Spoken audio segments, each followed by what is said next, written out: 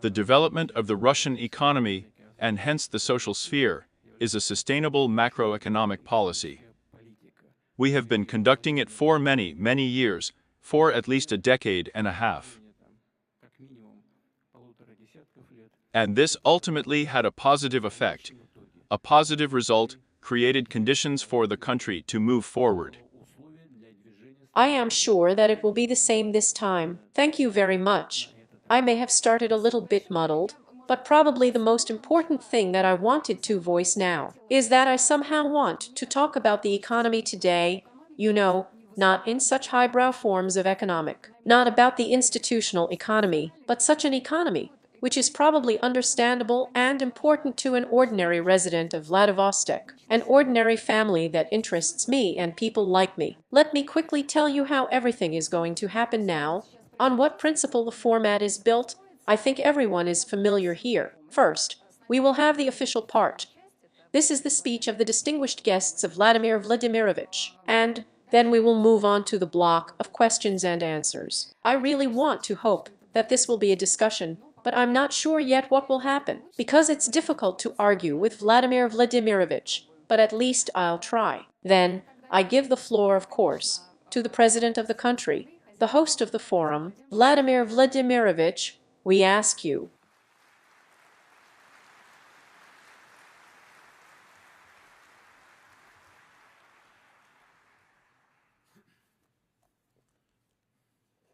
Dear Mr. Sansa Sefan Dong, dear Mr. Zanda Tent, dear Mr. Lee Hoon Jun.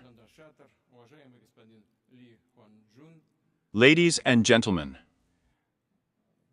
I would like to address the Russian part of the audience now and ask you to welcome all our foreign guests.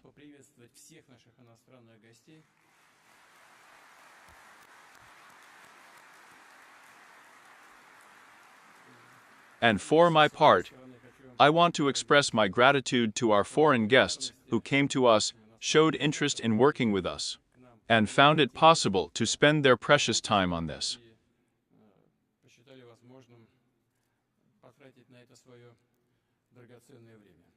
Russia, Vladivostok is once again hosting participants and guests of the Eastern Economic Forum from more than 70 countries around the world.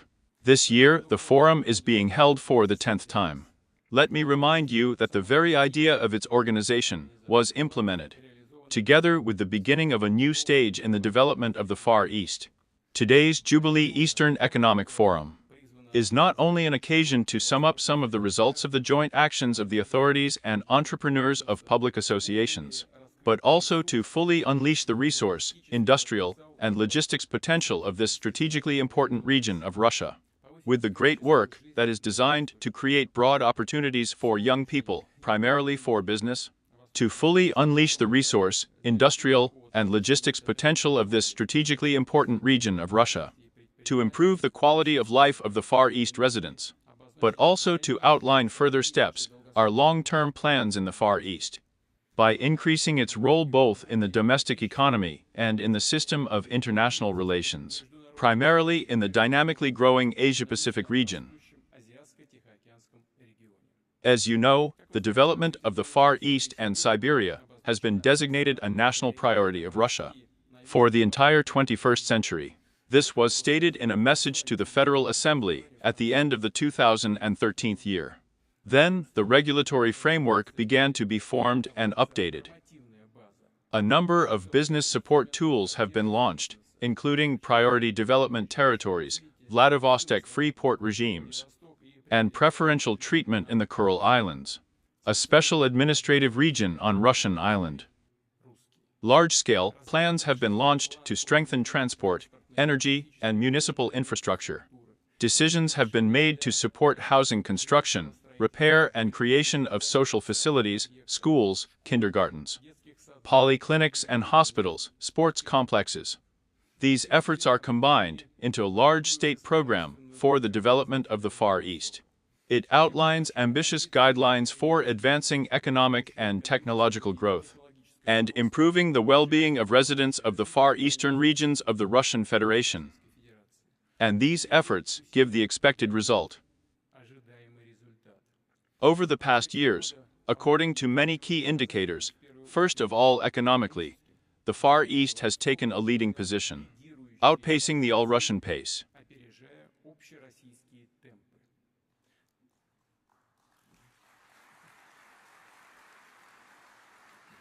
So, in 10 years, the gross regional product of the Far East has increased more than 2.5 times, from 4 trillion rubles to 11 trillion.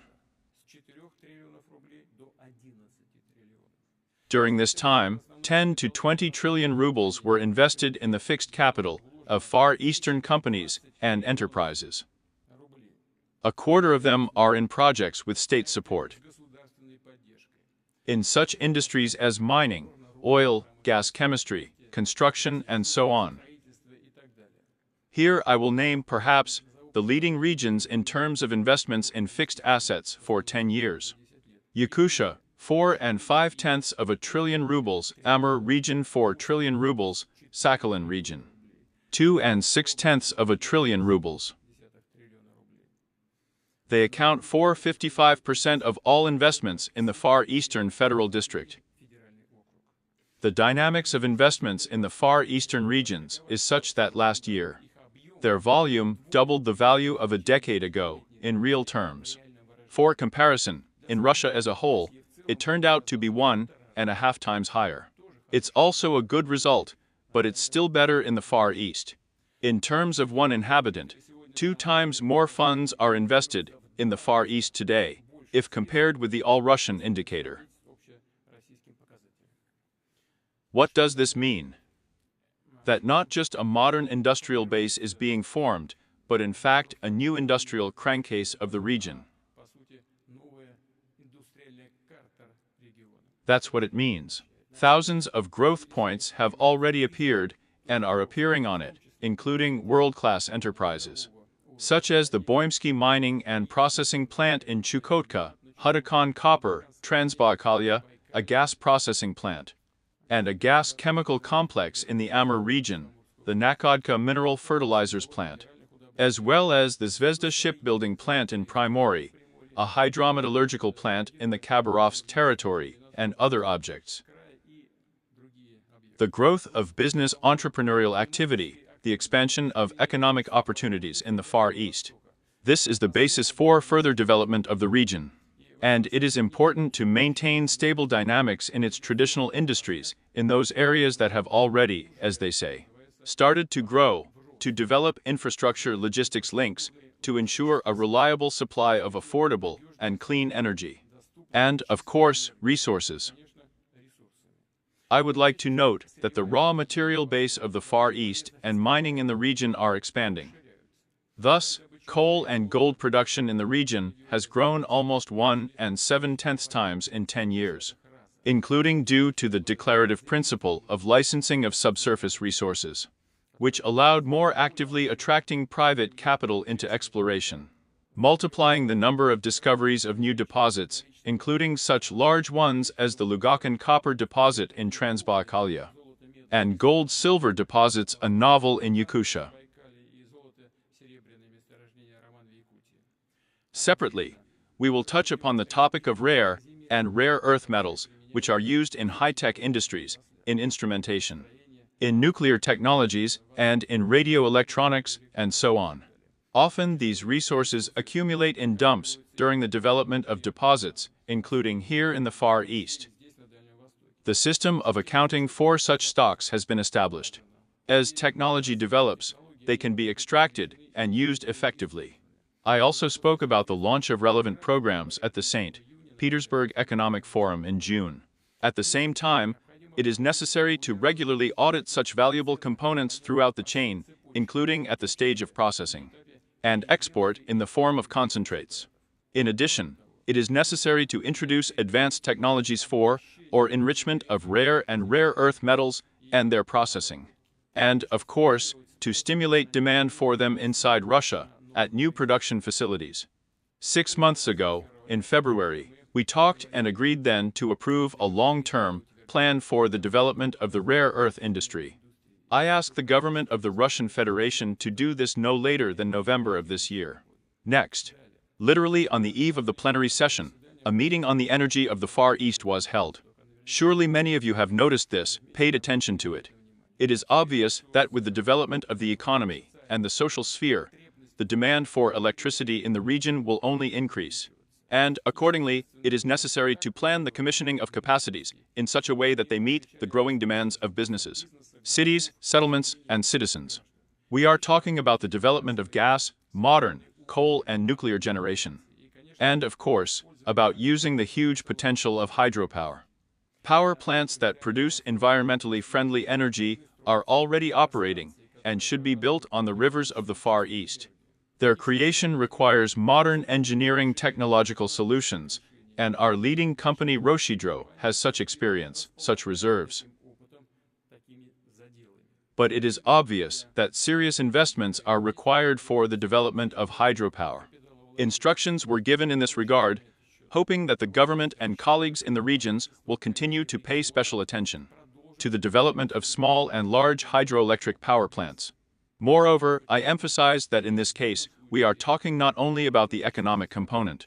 An integral part of the development of hydropower is responsible water use, management of long-term runoff, flood prevention, which directly affects the environment, agriculture, and the safety of cities and towns. And, of course, the rivers of the Far East. These are natural transport arteries that connect territories, provide supply to cities and towns within the framework of northern delivery. In this regard, logistics is a separate issue. In recent years, the load on the transport system of the Far East has increased markedly. The region's ties with foreign countries are being strengthened.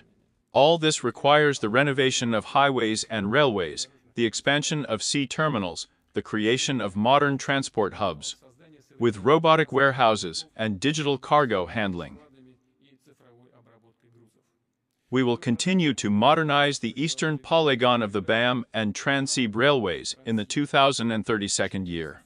Their carrying capacity should be 1.5 times higher than at the beginning of this year.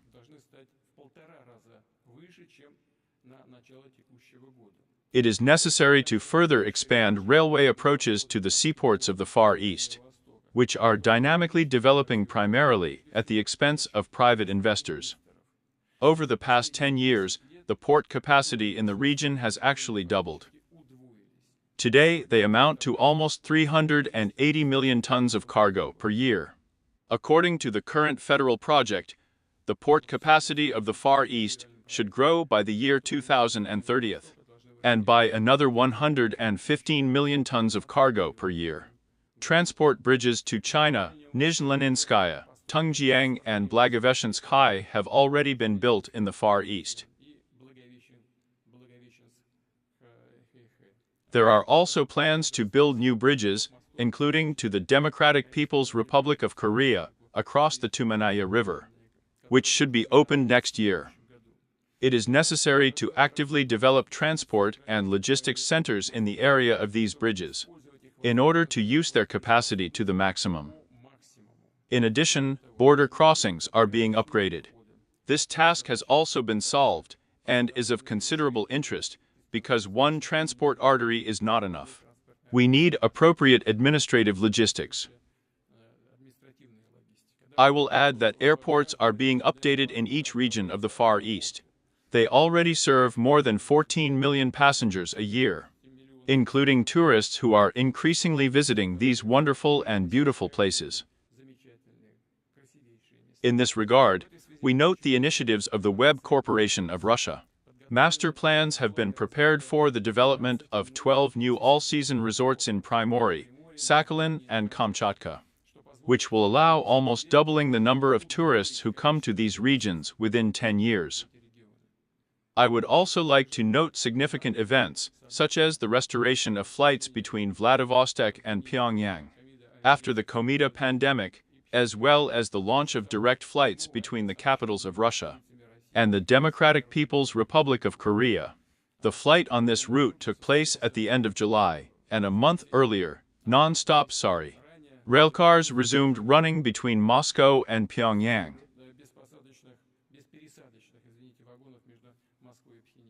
I am sure that these decisions will serve to further bring our countries closer together and establish stronger ties.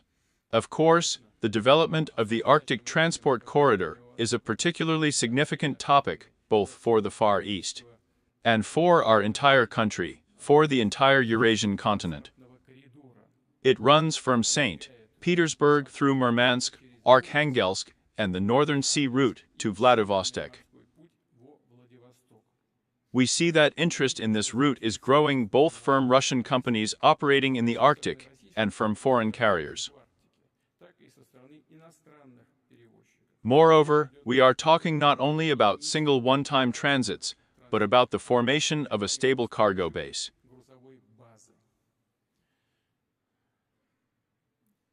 We will develop the transactional corridor. We talk about the Northern Sea route all the time, but if you have noticed, I have said and am talking about the Transarctic corridor, because we have come to the conclusion that it is necessary, of course, to operate with larger-scale considerations. And it is necessary that this artery acts as if in a complex with all the territories adjacent to the Northern Sea route, and with their capabilities. Well, this is a complex system that should combine sea, rail, and road modes of transport. It will allow us to use the potential of our largest rivers, such as the Ab, Yenisei, and Lena. Everything should work in a single system. We will have to not only lay reliable, safe sea routes in the Arctic, but also go to the round-the-clock operation of the Transarctic corridor. There is also work ahead, as they say, on the shore. I am referring to the development of communications and navigation, the ship maintenance system, and emergency rescue infrastructure. And, of course, we are talking about the modernization of seaports in the Arctic and the Far East.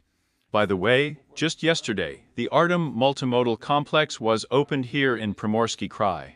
It handles containers that come both from abroad and from the regions of Russia, and should also increase the efficiency of northern delivery.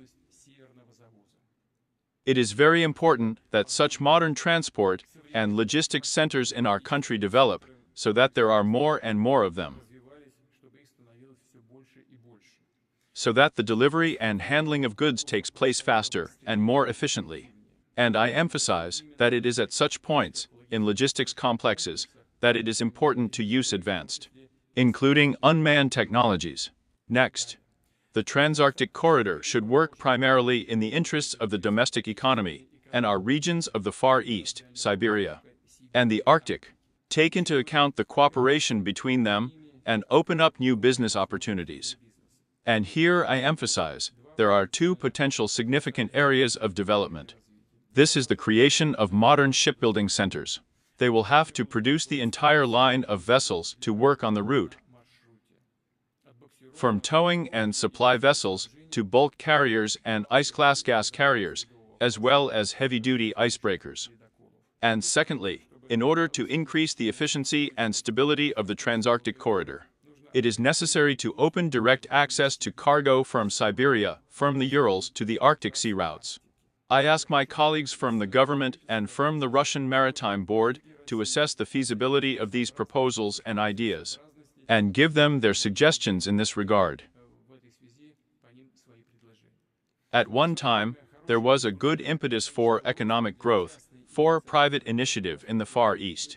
There were advanced, innovative mechanisms for our country, such as territories of advanced development. Let me remind you that the law on Toro was adopted at the end of the 2014 year, and the mechanism itself was launched in the next 2015 year. The task was to create a truly globally competitive business environment in our Far East. Therefore, we have developed TOR regimes based on the best practices of the business investment climate, including the Asia-Pacific region. What benefits does this mechanism provide today? Well, colleagues mostly know, nevertheless, I would repeat it not for our guests. First of all, these are reduced rates of insurance premiums. 7.6% for 10 years. The federal part of the income tax reduced to 0 for a period of 5 years, the reduced regional part of this tax. In the first 5 years, it is from 0 to 5%, and in the next 5 years, it is 10%. preferential tax rate on the extraction of minerals. In addition, the TERs provide for the procedure of a free economic customs zone, as well as reimbursement of part of infrastructure costs and preferential business lending. Why do I dwell on the terms of the Torah in such detail? Because they are unique for business, and not only for our country, but also for many other countries, for our colleagues and friends from other countries. The Torah tool has proven its effectiveness, helped launch many investment projects, and systematically support the company's entrepreneurs at the most important stage during the construction period, setting up production and entering capacity projects. 18 territories of advanced development have been created in the Far East. They employ more than 300 residents who have invested almost 4 trillion rubles of investments and created 95,000 new jobs. More than once, the government has decided to expand the boundaries of specific TERs for new projects.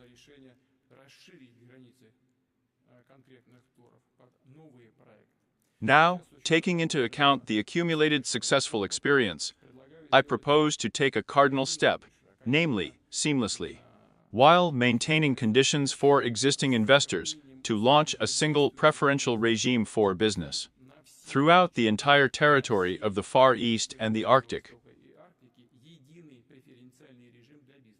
And it needs to be done from the 1st of January, 2027 year.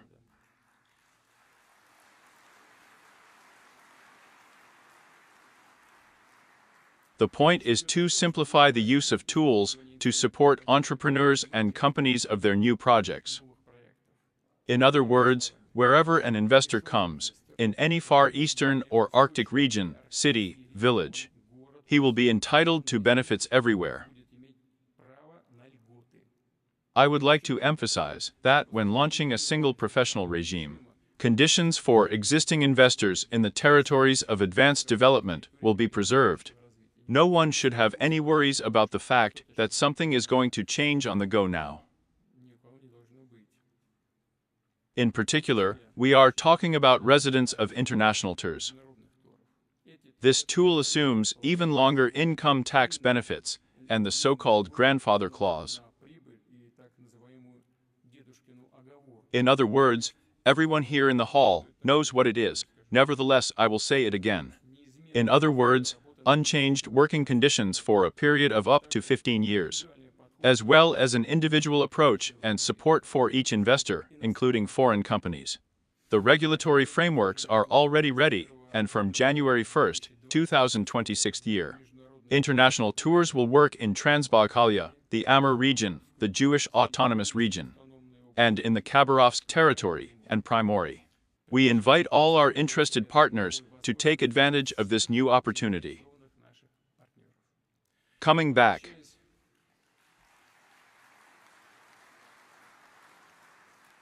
Returning to the single preferential regime in the Far East, I would like to note the following. What will be its set of preferences? Their exact parameters, timing, and a separate focus will be determined by the government, together with colleagues in the Far Eastern regions of the Federation. But what is fundamentally important here, what you need to pay attention to, based on the results achieved in the extractive and manufacturing industries, on a solid infrastructure framework, you must launch a new stage of development of the Far East, form the economy of the future with cardinal participation, improve the environment for living in cities and towns with the training of in-demand professional personnel with high-tech projects.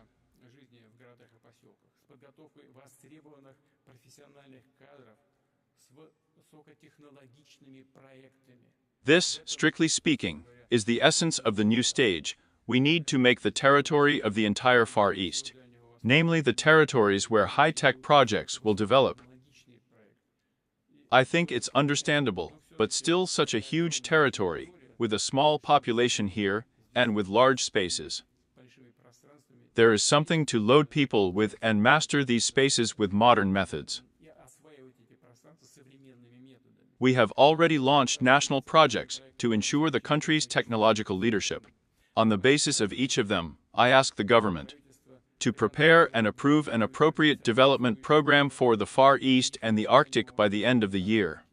For a technological breakthrough, a really bold approach to regulation, to the legal framework of business is needed. They should give a green light to innovations, stimulate the development of breakthrough solutions, and their introduction into experimental, and then into mass production, into the social sphere and everyday life. So, an experimental legal regime is already in effect on Sakhalin. It allows you to run in unmanned technologies at an accelerated pace. And I ask the government to create conditions for their widespread use on farmland, in nature protection and environmental management, on production and logistics sites. But in such spaces, why doesn't the drone develop it? There are no threats here that can develop in densely populated areas of the country. And life itself requires the use of such technologies. Let's say that forest fires occur at a distance of hundreds of kilometers from those centers, from which it is possible to respond to these fires. But drones are just right to use there on these. But there are other opportunities for the use of modern technologies in these vast territories. This is where they need to be applied. And this requires that the frames are appropriate. And in order to have the appropriate frames, what needs to be done? We need to create conditions so that people can live here, so that they want to live here. The social sphere should be developed, the culture of the people should be developed, and so on. Otherwise, there will be no such personnel, which means there will be no people who could develop these technologies. This is a complex task. It is obvious that such solutions will be in demand not only on Sakhalin, but also in other regions of the Far East, including the Amur region, the Transbaikal territory, and the vodka market, and so on. In this regard, I consider it possible to extend the experimental legal regime in terms of unmanned systems to all Far Eastern regions and expand it primarily to such areas as the use of digital platforms, artificial intelligence, and data turnover. In June at the St. Petersburg Economic Forum, he spoke about how important it is to use the advantages of electronic marketplaces. As part of the experimental legal regime, I propose to use the infrastructure of domestic and information platforms for state and municipal procurement in the field of education. And the Far East should also become an advanced region of Russia's digital development, especially in the field of data turnover. Of course, taking into account the requirements for confidentiality and security of such turnover, we talk about this all the time. We will definitely return to this topic at the Artificial Intelligence Forum, which will be held towards the end of this year. I hope that the government will prepare a proposal in this regard. Next, at least 100 industrial business and technology parks with the necessary platforms and communications will be opened in Russia by the 2030 year to develop and master technologies for setting up modern production facilities. At least 10 such parks are to be created in the Far East and in the Arctic regions of the country. I am sure that their modern infrastructure and capabilities will be in demand by companies that are at the start of their projects and are implementing promising initiatives. In particular, it plans to produce products that are designed to replace foreign analogs, including construction materials, medical equipment, transport equipment, and so on. In order to stimulate the development of our own domestic industries, we need conditions for a wider application of so-called offset contracts when an investor invests in new factories, workshops, enterprises, under guaranteed orders from the state. In particular, it is important to develop the practice of interregional offset contracts. When production opens in one subject of the Russian Federation, and products are delivered to several regions at once, according to guaranteed orders. A separate issue concerns the financing of innovative ideas and new technological projects. The efforts of not only the state, but above all private investors to attract venture investments are important here. A good example was the Voskhod Foundation, which has already supported about 40 companies in robotics, medicine, and space technologies. I ask my colleagues from the government to carefully study the experience of this fund and help with scaling up its work on projects of technological leadership in Russia. Pay attention first of all. In general, I consider it necessary to develop a transparent, modern, efficient financial ecosystem in the Far East. We already have the Eastern Stock Exchange, in fact, the Far Eastern Stock Center. I propose to work out plans for its further development, including financial channels, regulatory framework, incentives for the placement of corporate shares. Dear colleagues, the development of the Far East, the Arctic, and the construction of the economy of the future should lead to an increase in the well-being of people, their incomes, and a structural change in employment in favor of qualified, high-paying jobs. This is the logic, the end-to-end meaning of the strategy that we are implementing in these regions and throughout the country. I repeat, the Russian economy should become an economy of high wages. And this is not an empty phrase, this is not populism of any kind. This makes economic sense. Over the past 10 years, the average salary in the Far East has increased 2.5 times, and by the end of last year, exceeded 100,000 rubles per month in nominal value. The unemployment rate in the region decreased from 7 to 2.4%. The level of poverty has decreased in all Far Eastern regions of the Federation. Yes, in most of them, it is still higher than the average in Russia, and there is something to work on here. However, on the whole, I emphasize that the dynamics are good and positive. On average, in Russia, from the 14th to the 24th year, the poverty level decreased from 11.3% to 7.2%. And among the Far Eastern regions, poverty is lower than the average Russian level in some regions, in the main ones. In Sakhalin, 5.3%, the Magadan region, 5.9%, in Chukotka 4.4%. What should I note? We remember how, against the background of problems and difficulties in the economy and social sphere, at the end of last year, people began to leave the Far East, at the end of the last century, people began to leave the Far East. It was a really threatening trend that was very difficult to reverse. But we managed to do it. Gradually, but it succeeds. I will give indicative figures. Since 2000 of the 14th year in 5 years, the migration outflow in the Far East has amounted to 211,000 people. In the next 5 years, it was reduced to 109,000 people. It's also a lot, but still a reduction of almost 2 times. Moreover, in the 24th year, for the first time there was a migration influx, a small one, but still 24,000 people. Yes, so far not as much as I have already said, but the very fact of changing the trend has already become a serious achievement. What is especially important is that young people went to the Far East. And from all over the country. Starting from the 2015 year, for 9 years in a row, there has been an influx of children aged from 20 to 24 years. Moreover, only last year it grew more than twice as compared to the previous year. What does this mean? That here you can get an interesting profession, find a good well-paid job, settle down, solve housing issues, create a family, raise children. That it is in the Far East that the future of our country is being created. Young people feel it, see it and react accordingly. We will continue to develop the system of secondary and higher education in the region. We will constantly adjust this system to the personnel needs of enterprises and organizations. Take into account the forecast of the labor market with the development of new promising areas of the economy.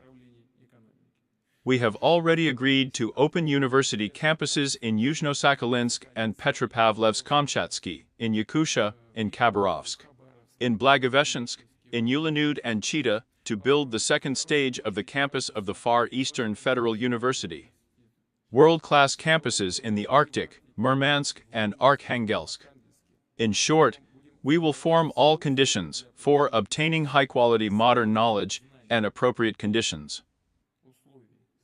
Of course, it is important to support not only those who are going to come to the region, but also those who were born here, live, work, who make the Far East with their own hands, and therefore the whole of Russia stronger and more successful.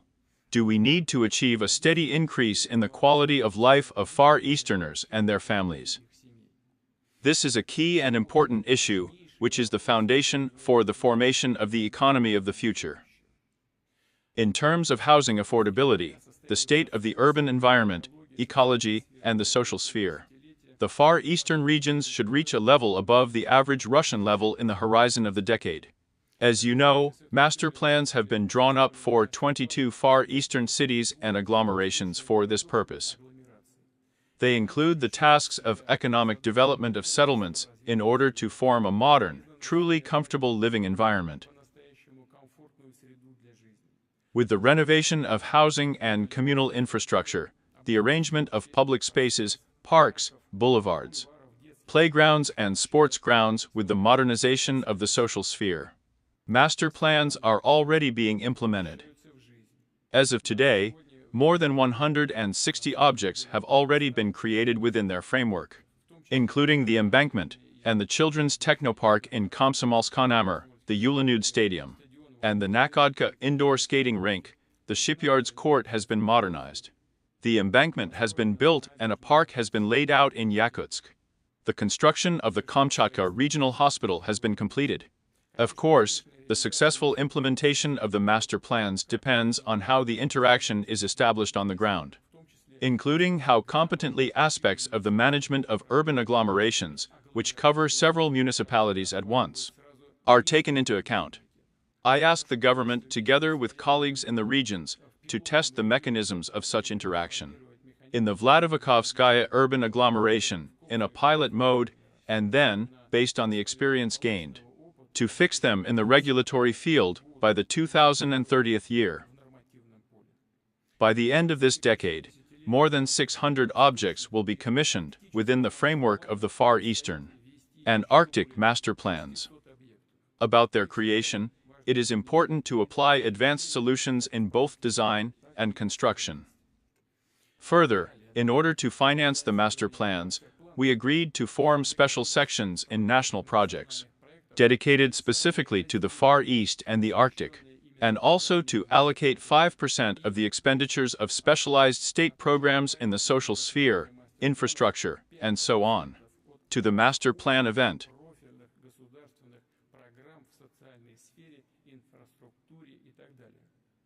And I ask the Ministry of Finance to pay attention to the fact that these decisions have been made.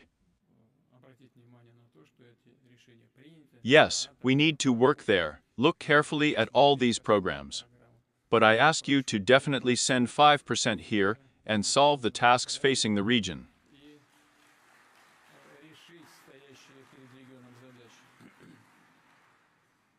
In addition, at the last forum, he instructed to allocate a separate element of Treasury infrastructure loans for master plans of cities in the Far East and the Arctic. Until the 2030th year, 100 billion rubles will be allocated for these purposes, primarily for the construction and renovation of infrastructure. Such projects from the regions are already being selected locally and studied by the government. I would like to emphasize that the resources for them are allocated by the Far Eastern region, in addition to the existing tools of the so-called infrastructure menu. And these are funds from the National Welfare Fund, the issue of infrastructure bonds, financing within the framework of federal projects, modernization of municipal infrastructure and housing. All this is an important contribution to the development of housing construction in the Far East, to increasing the availability of housing for families of the Far East. If in the 2015 year, 2.9 million square meters of housing were introduced in the region, then last year it was already 4.7 million. The mechanism of the Far Eastern Quarter with benefits for developers played a role here. And of course, the Far Eastern and Arctic mortgage program with a low rate of 2%, which initially covered young families. Families with children, participants of the Far Eastern and Arctic Hectare Program. More than 165,000 loans have already been issued under this mortgage program. We have extended it to 2030th year. It was extended to the participants of a special military operation, employees of defense industry enterprises, doctors, as well as education workers. But all of these categories were addressed and certain age restrictions.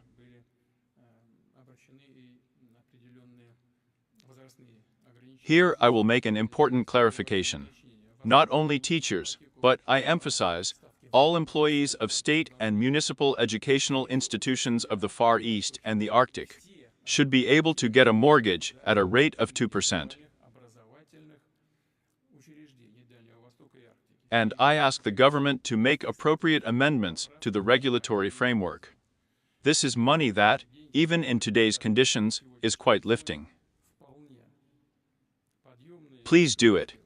I also suggest using the Far Eastern and Arctic mortgages not only in the primary, but also in the secondary housing market. But it is in those cities where apartment buildings are not being built yet, and where there are simply no offers from developers. Of course, in this case, it will be necessary to take into account the years of construction of the condition of the houses. Where housing is purchased with a mortgage, I ask my colleagues to carefully work out this topic. We have already said this in relation to other regions. In the secondary market, here in any case, it is definitely necessary to allow this work according to these preferential standards. But if new housing is not being built there, what to do? I ask you to work it out, and this decision must be made. The housing issue is one of the key issues for improving the demographic situation. In the Far East, there is an increased payment at the birth of a third child in the family. It is not 450,000 rubles, as in the whole country, but 1 million rubles. And this is justified. All of this in a complex gives the result that I just talked about. Young people are coming here. At first, such a support tool was introduced in primary, and then in 7 more regions. And now the birth rate of the third and subsequent children in the families of the Far East is about a quarter higher than the average in Russia. Also an indicator.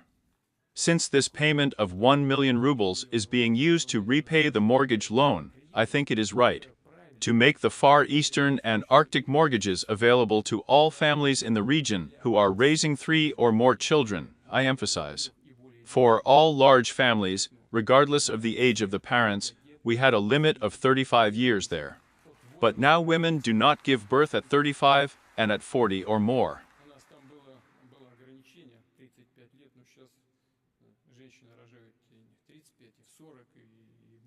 God grant you health. The more babies we have, the better.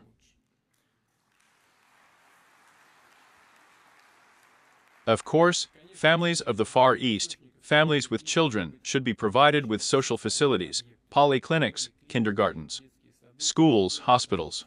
In the Far East, in remote cities and towns, there is a demand for an approach when such facilities are built at the expense of a business, or rather a strategic partner who implements large-scale investment projects, conducts large-scale production in a particular locality. Let me remind you that last year we agreed to create such a convenient mechanism, so that businesses could build social facilities at their own expense at the first stage when enterprises are being built. And the social facilities are parallel, so that you can build these facilities and transfer them to the region or municipality.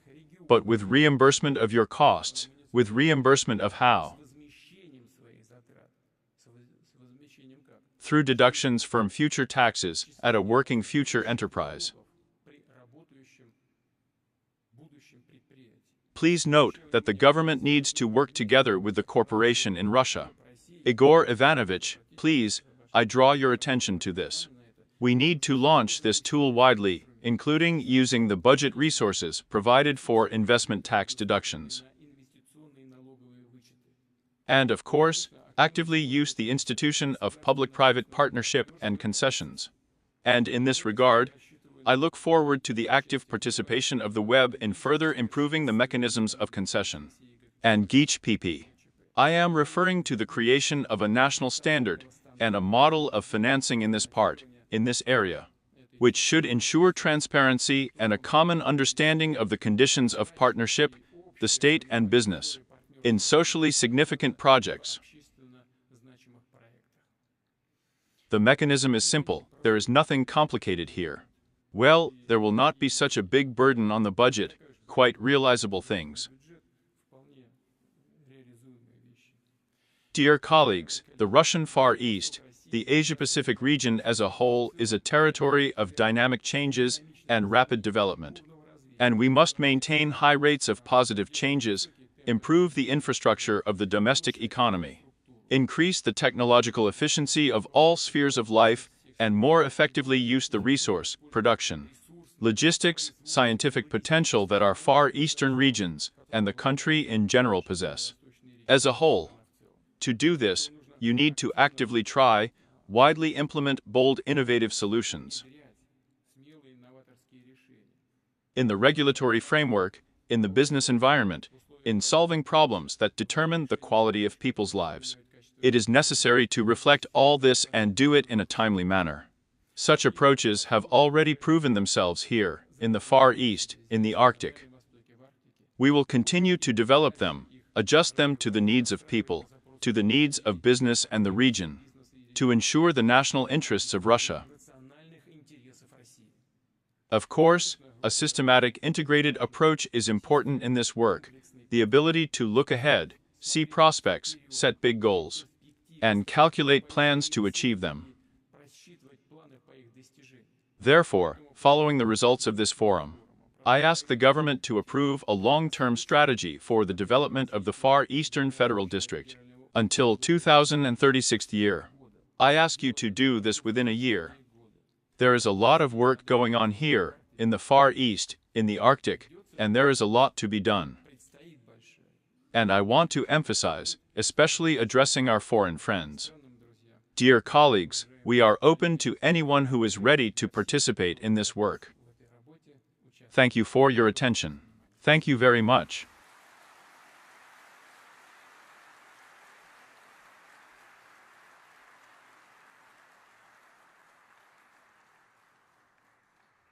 Thank you very much, Vladimir Vladimirovich. I will have a small question right after the tracks. But in the future, the near and long term of the Far East, everything is fine. You can say to breathe out calmly in general. We somehow traditionally have such two main economic forums in Russia. This is the Far Eastern Forum.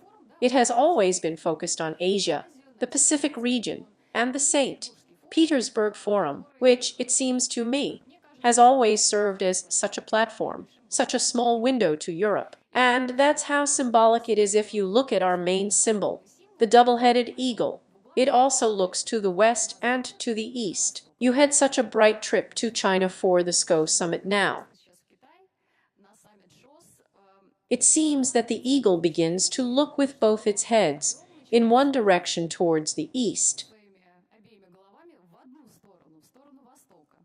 Here is a photo of you together with Mr. Xi Jinping, together with Mr. Fashion on the render, and in general, so symbolically said that this is such a new union of an elephant, a dragon, and a bear.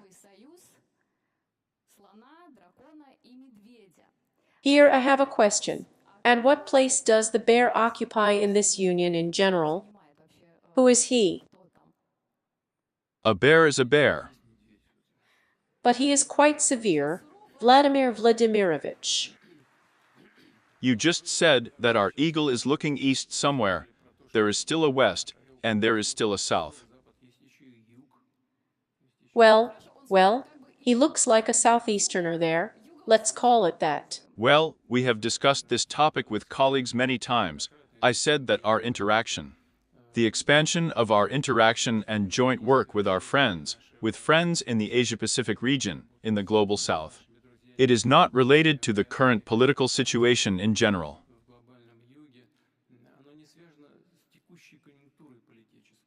Because, look, President Xi Jinping and I, let's say we started such a great joint work 20 years ago.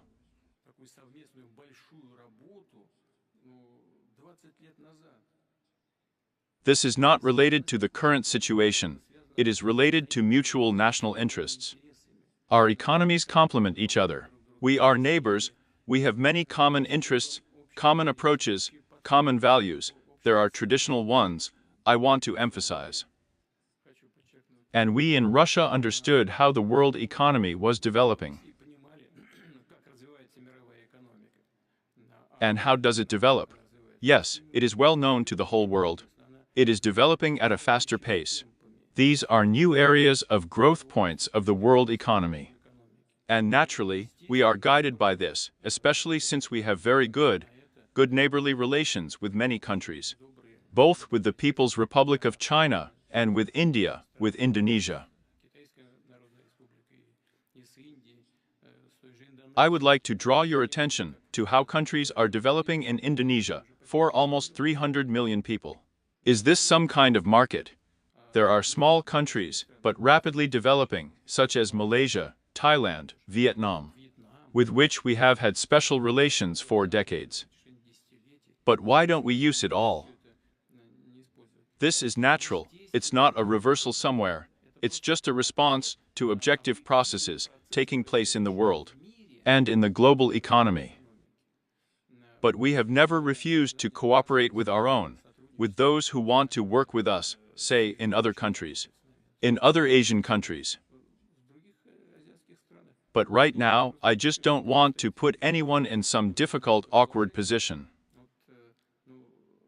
Companies from some countries have not left our market anywhere, which, in political terms, based on the current situation, seem to have problems, as it were. But they are working, they have not gone anywhere. And more than that, they also want to expand cooperation. So, for political reasons, many European companies left, yes, with losses for themselves. Well, we know we have contacts.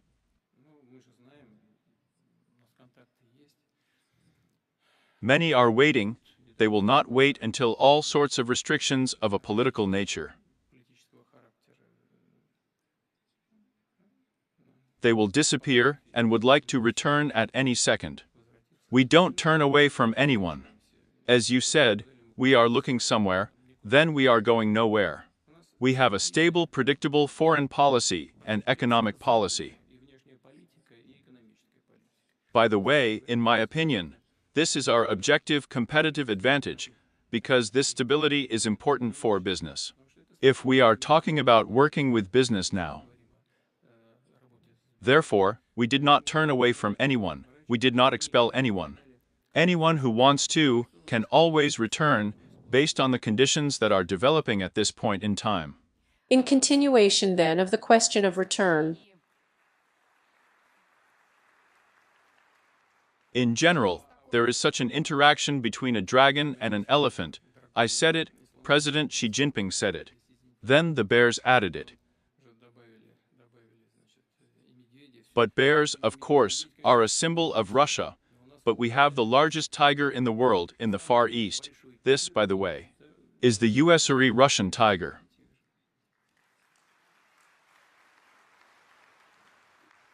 Continuing the topic of returns in general, there is a global trend that seems to me to be protectionism, that is, as if closing and helps business develop inside the country now more interesting than attracting some external competitors. But this is again my opinion, observation. I am not an economist. I want to clarify this once again. Here is how it seems to you that such a policy, which now it seems to me, is quite actively manifesting itself in some countries, for the good or not. It's harmful, to the detriment of those who use it, and to the detriment of the world economy and international trade. This leads to regional and country separatism. There will be nothing good here for those who are trying to pursue such a policy, because the modern world is very interconnected, based on opportunities, based on the development of technological development. And it is very difficult and harmful to lock yourself in some kind of your own national shell. because this will lead to a decrease in competitiveness.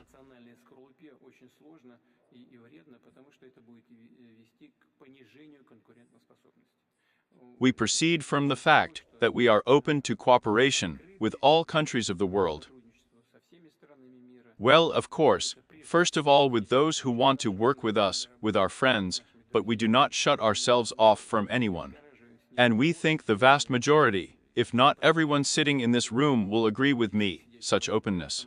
It is beneficial to everyone who adheres to such a point of view and such a policy. Thank you.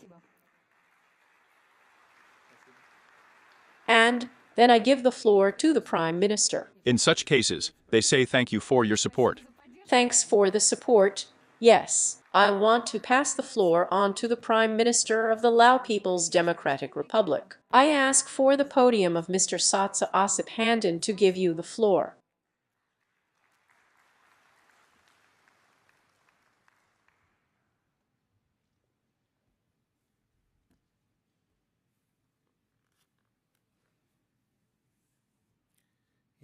Vladimir Putin, Your Excellency.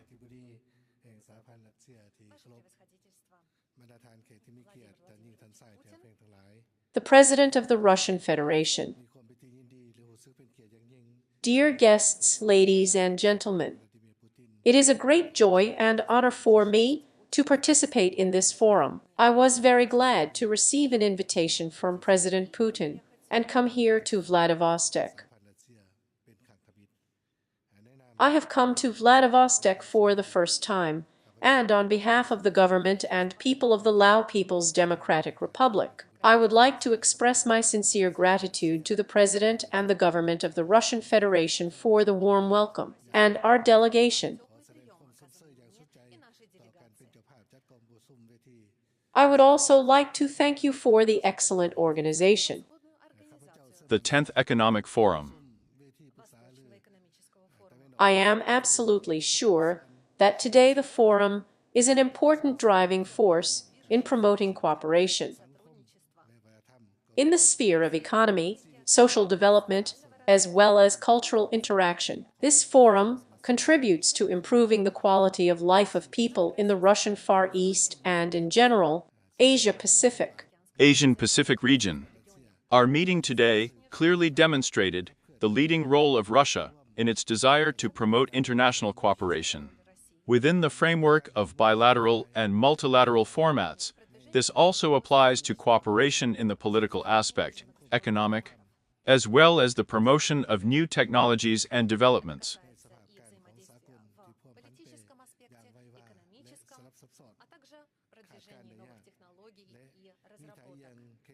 Today we are in an extremely difficult situation.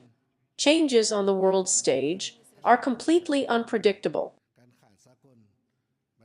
It is today, in connection with the geopolitical situation, with the existing problems, which are primarily justified by exactly such protectionist measures that some countries are implementing in their desire to compete, and even hinder the development of accelerated growth of other countries.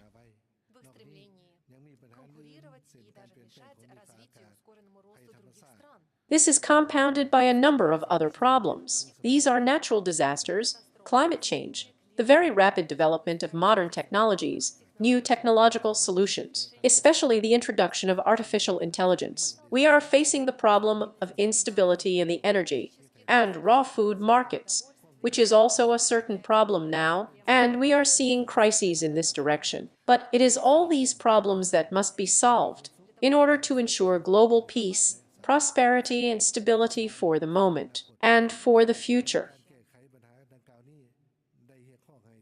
And in order to solve all these problems, we must cooperate. We should use the existing multilateral and bilateral consultative mechanisms, which are based on the principles of mutual respect and compliance with the standards of international law. And of course, this is an important mechanism that often requires certain reforms in order to adequately reflect the current situation and meet its challenges. The theme of this year's forum is cooperation in the name of peace and prosperity. It seems that the choice of topic is most relevant given the current situation, because it is without peace that we cannot achieve prosperity. The opposite is true. Without prosperity, the world will never be stable and lasting. That is why we must work together to ensure that the concepts of prosperity and peace go hand in hand. Your Excellency, ladies and gentlemen,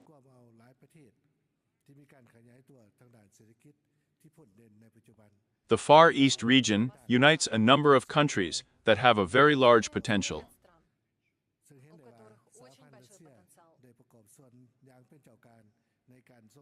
and we see that the Russian Federation is a key driving force for promoting cooperation in this region. This applies to both bilateral and multilateral formats, first of all, such as BRICS, cooperation between Asia and Europe, such formats as the SCO and many others. It is they who contribute to the promotion of cooperation in the economic sphere in this region. These are the formats that work on the principles of mutual respect and independence of their members. Laos, also, Cooperation. within the framework of such open mechanisms, And we see that it is within the framework of such cooperation that we can find a solution to modern challenges. it is necessary to use international mechanisms that remain relevant to solve these problems. It is extremely important for the government of the Lao People's Democratic Republic to work on creating a more comfortable economic environment for attracting investment and developing trade. Among other things, we intend to create and develop special economic zones and industrial parks throughout the country. We were also able to get rid of any unnecessary difficulties or red tape in order to make the process of attracting foreign direct investment more comfortable and direct. We have also perfected the law of greatness. It is this law that suggests a number of measures that make investments in our country more attractive for both domestic and international investors. We focus on the most attractive sectors. These are agriculture, renewable energy sources, geological development, exploration, agriculture, manufacturing, pharmaceutical industry, technology, education. The service sector, of course, tourism, transport, infrastructure projects, as well as logistics. I would also like to note that Laos is the only member country that does not have access to it, which is why it is very important for us to be the country that makes the most of its strategic location. We do not want to ensure maximum connectivity through overland routes and thus develop logistics in the region as a whole. Our government is investing significantly in infrastructure development, as well as the construction of a network of high-speed railways throughout the country. We also continue to develop transport and logistics connectivity with friendly countries in order to become a regional hub for trade investments. Tourism certainly plays a very important role in this regard. It is thanks to this policy that the Lao People's Democratic Republic was able to earn recognition on regional and international platforms. It is worth noting that in the 2024 year, it was the bridge that was the chairman of ASEA, and it was within the framework that 9 priorities of the directions were identified. All of them were dedicated to the theme of promoting greater sustainability of the region and building 3 community principles. We are very successful in punching quality in. We are committed to the stated principles, namely the principle of the central role of the axis. Today, we can say with confidence that this is a community that has proven its commitment to peace regional cooperation, and also always acts in the spirit of mutual cooperation. According to the chosen path? That is why the Lao People's Democratic Republic believes that the strengthening of Asians requires the promotion of economic cooperation and connectivity in the region as a whole. That is why we will continue to strive to increase greater regional integration and connectivity. Your Excellency, distinguished guests, ladies and gentlemen, the Russian People's Republic is open to cooperation with all countries in order to achieve the goal of promoting peace, stability, and prosperity, and good in the region and internationally. It is in this spirit that I would like to invite all of you to visit Laos in order to get acquainted with our rich culture and beautiful nature, as well as to discover the potential and opportunities for promoting cooperation and investment in our country. And also on behalf of the government and the people, I wish every success. The 50th Forum is here.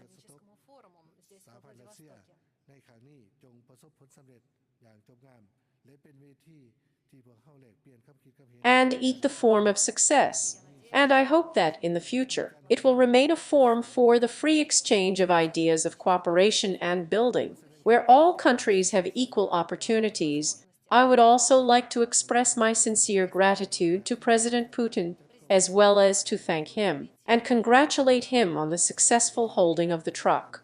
Your Excellency, Mr. President, distinguished guests, I wish you all good health and successful performance of your duties.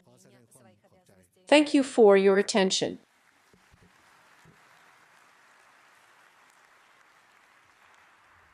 Thank you very much for your kind words. Thank you for the invitation. I will use it with pleasure. I've never been to Laos. Well, in addition to what you have just told, I would like, of course, to dwell separately on such an amazing thing, as you are now the largest exporter of electricity. You even have such a nickname, the Battery of Southeast Asia. In general, how did you manage to do it so quickly, increase it in such volumes, and accordingly, maybe we have something to learn, especially since Vladimir Vladimirovich said that we also need to build hydroelectric power plants and develop the fuel and energy sector in every possible way.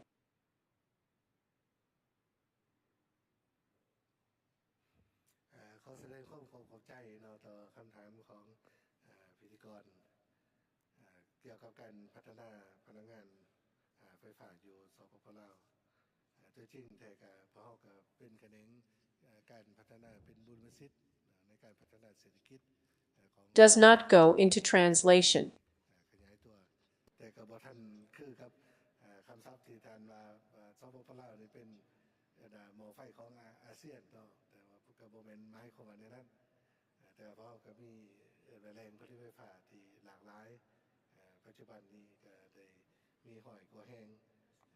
I'm sorry, we have some technical problems with the translation. Okay, Vladimir Vladimirovich, but then I will have to ask you. You had a big meeting yesterday. You talked about the fuel and energy complex in general in the Far East, about how important it is to invest money to develop it. My main question is where we will take the money, because the funds are huge, and the tasks you have set are, let's say, quite serious. Money is always an important thing, but not the most important thing. The most important thing is the correct organization of work, prioritization, and interaction between various structures. That should solve a common task. And this common task is to ensure that the regional authorities, on the one hand, negotiate with investors on the other. And investors must guarantee. There are colleagues here for sure who are planning to do something. And these investors must guarantee the consumption of this energy, which means that then those who will produce it must be sure that they, investing in the creation of energy capacities and grid facilities, will not work idly and spend money. And then all this will hang up. That's the first thing to do, is to organize work together, and then look for the latest technologies. And those investors who are ready to use these technologies, together with regulatory organizations that should monitor the fragile ecosystem of the Arctic and the Far East, apply these technologies.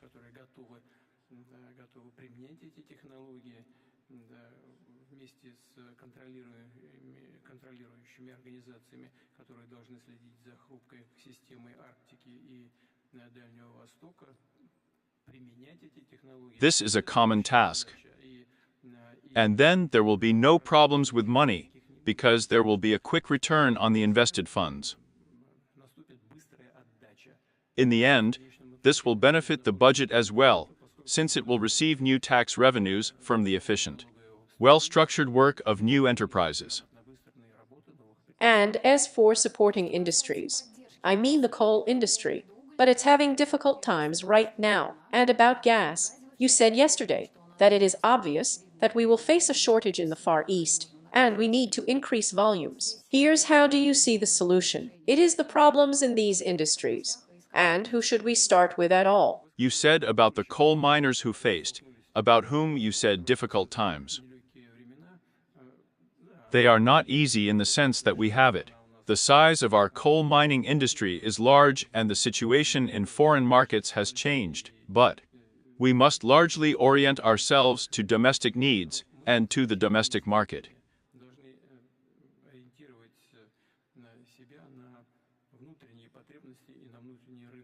The first one. Secondly, I repeat once again, we have a large amount of coal. We have 900 years of reserve in the Far East for 900 years. But in order to apply them effectively to these energy resources, we need modern technologies. But this needs to be worked on first of all. And if the domestic market consumes, then there will be no difficulties with the volume we need, we will be able to use it effectively. Then there will simply be no difficulties with the external market situation that would have such an impact on the industry.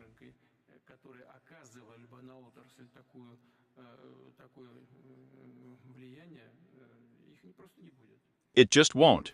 Then we will be able to calmly regulate the work of all industries, including coal mining. This is what we should strive for, and this is one of our cardinal tasks. But the external situation, of course it matters, we must take it into account, but in order to be more flexible and more stable, we must rely on the domestic market.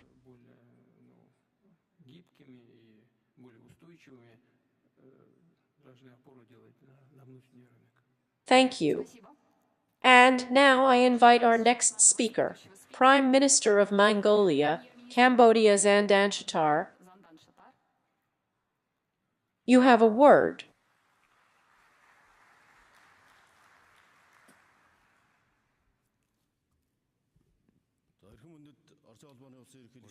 Of the Russian Federation by the People's Premier Bowl.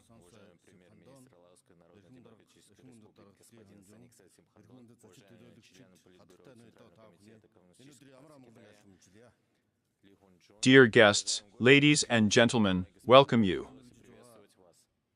Vladimirovich, thanks to you. An invitation.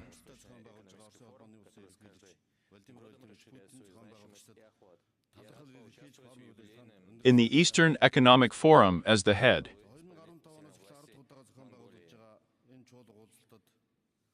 Regularly on its site, important environmental economics have large.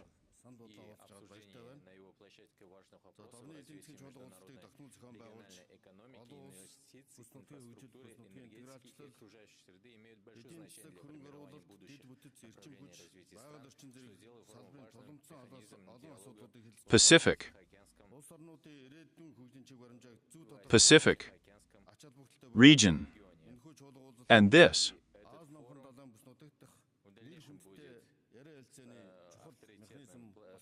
To conduct a discussion.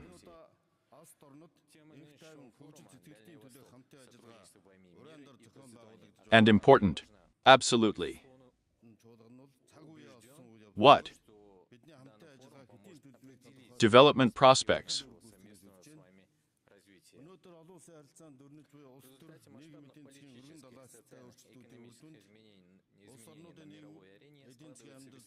The situation is economic, with logistical difficulties.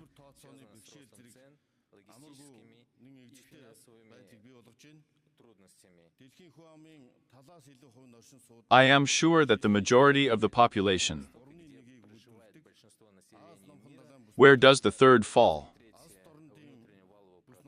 In the future. So we don't have economic ties in this region.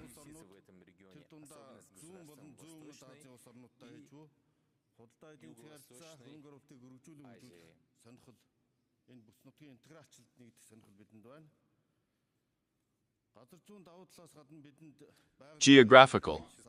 We also have a qualified government.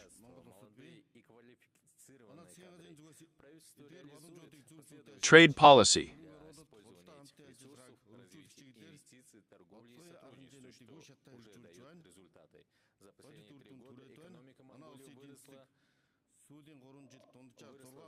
By 6%.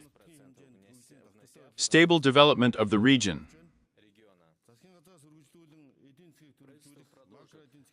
Diversification.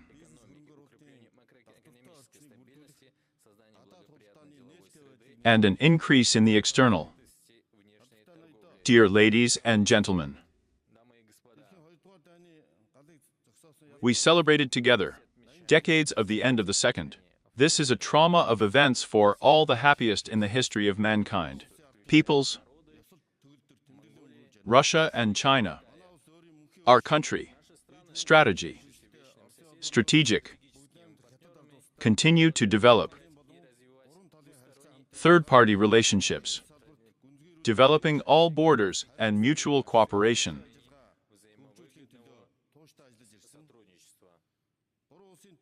"10 years, leaders, development and China. We have identified the main trilateral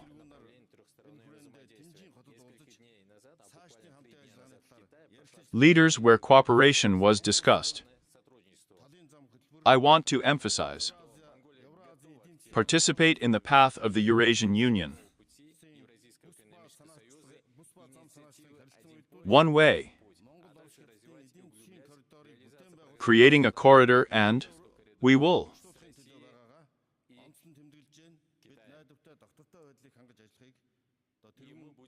additional and fruitful work. Competitor strategy.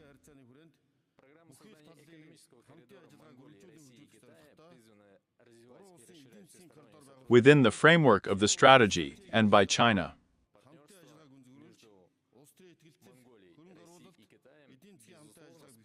Strengthening integration and attracting investment. Within the framework of strengthening.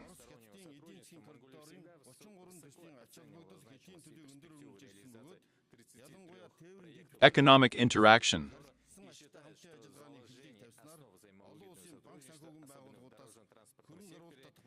Involvement from the outside.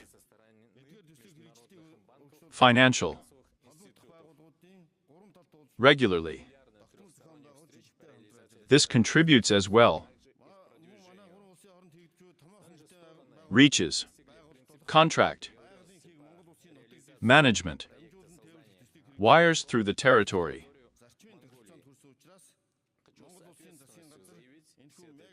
With the intention to provide comprehensive support for implementation. We believe that this project will open up new economic opportunities.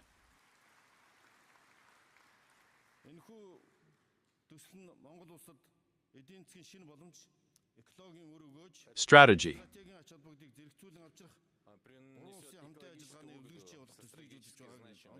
And in this way,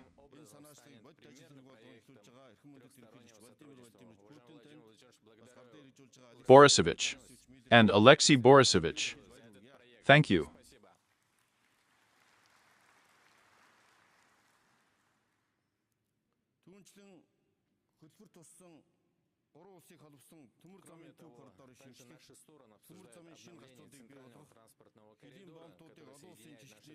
Creation, strategy, and development of frontier products in accordance with the standards. Important economic ones. Projects.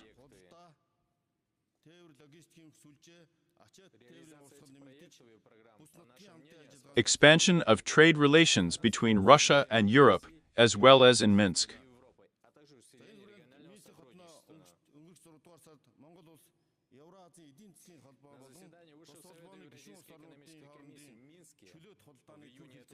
Temporarily agree. Trade between Mongolia. Within the framework of this, tariffs and waived that was an important step forward for regional economic interra.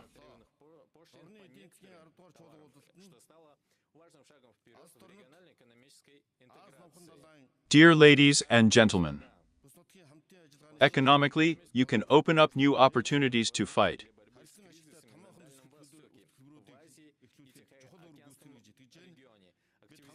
Cooperation.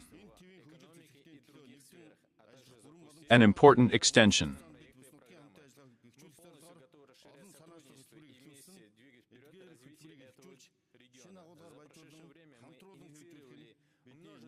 Events.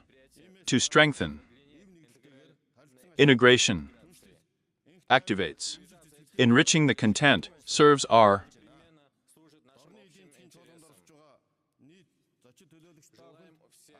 the source form. Good luck, well-being at work and health. Thank you for your attention.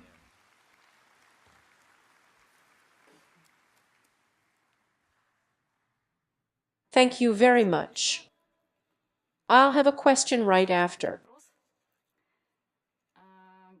Mr. Gombazazada Shatter, you spoke about the power of Siberia. Mongolia took an active part in the meeting at the SCO summit right now. Yes, it was a trilateral meeting. Here's my question. I was looking for information. I do not know. Maybe it has already appeared. And will you take our gas? Or is it only transit services?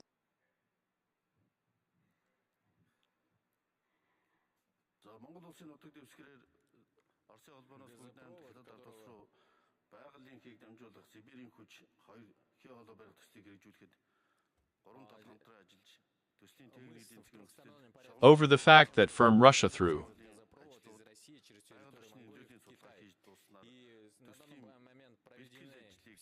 economic research works.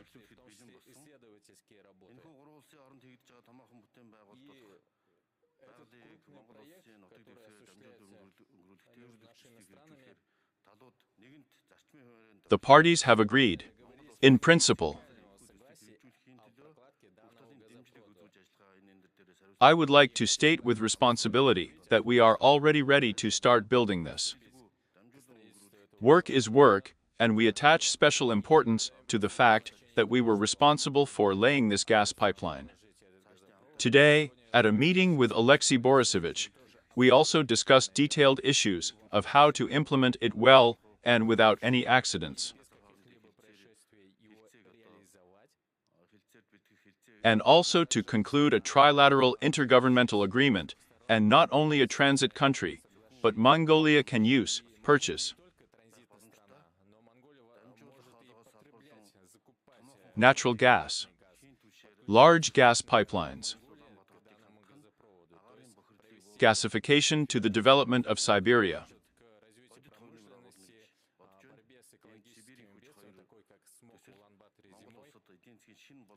It brings new opportunities and strategically are resourced to solve issues and billions.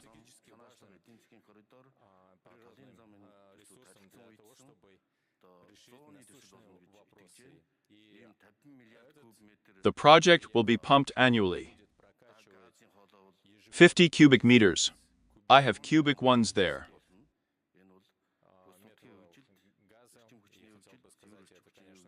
One of the most. And I'm sure that organizational work, and I would like to thank everyone and congratulate them on this project. That is, take the gas. Vladimir Vladimirovich, of course, we are currently conducting research, and the devil is in the details.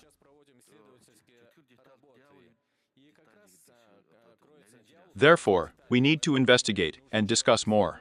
I ask you to record, Mr. Miller, that I have agreed, but it just turns out like this. Vladimir Vladimirovich. Of course, the next question follows logically from the fact that we are discussing the power of Siberia. Here is the memorandum signed. I made a lot of noise. Everyone exhaled a little, as it seemed to me that the agreement was designed for 30 years. I haven't seen a specific price somewhere. Well, of course, it's probably connected somehow with a trade secret. But at least they say that these prices will be lower than European ones. There was such a joke in Soviet times that we give oil to Europe out of friendship. Do you think we will not give the power of our Siberia to China?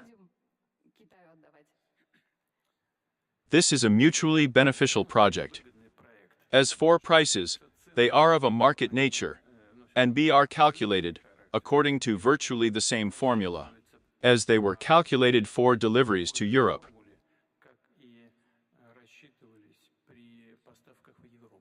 The formula is the same.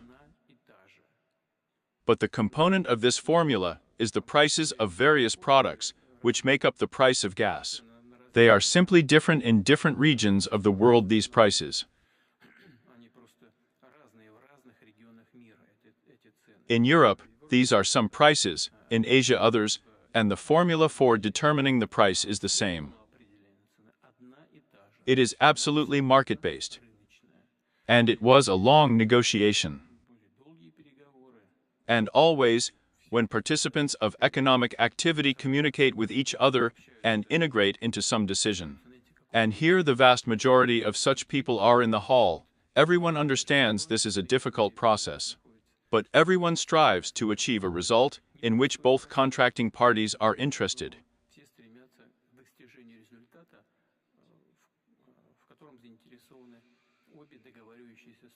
What result has been achieved in the course of many years of joint work between Gazprom and its Chinese partners?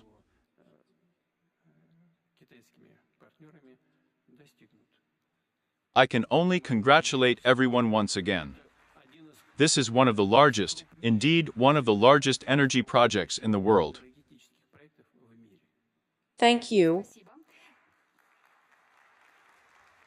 Well, since we have come to energy projects anyway, I still want to hear a story about how Laos managed to make such a breakthrough. I mean how you became the main battery. So I once again, as I understand it, we have technical problems now eliminated.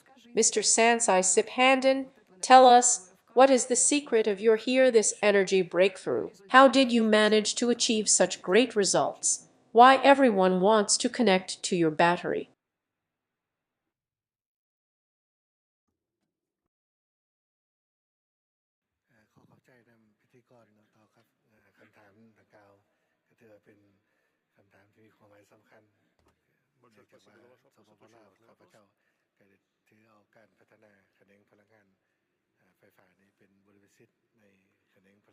We believe that electricity is a priority for us, as well as oil and natural gas. The fact is that we are a country that 100% buys both oil and bauxite, so electricity is an important thing. But it is also a green type of energy.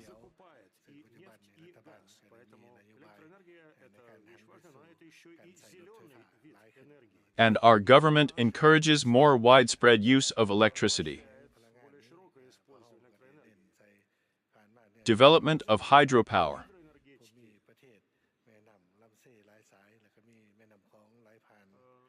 We also consider it as a priority, since we have abundant water resources. We have many rivers in the country. All this allows us to build a large number of hydroelectric power plants. 95% of the energy that we produce is hydropower products.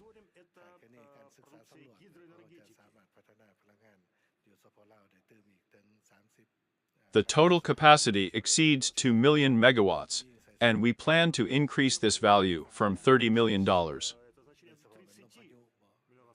But taking into account the processes of climate change and other natural disasters.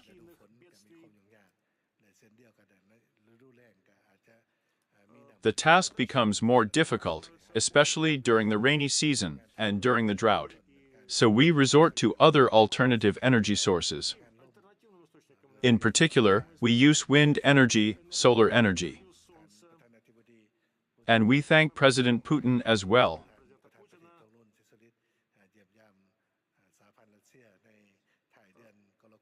Since our president visited Russia at the end of June this year. And a word about the peaceful use of atomic energy during the negotiations.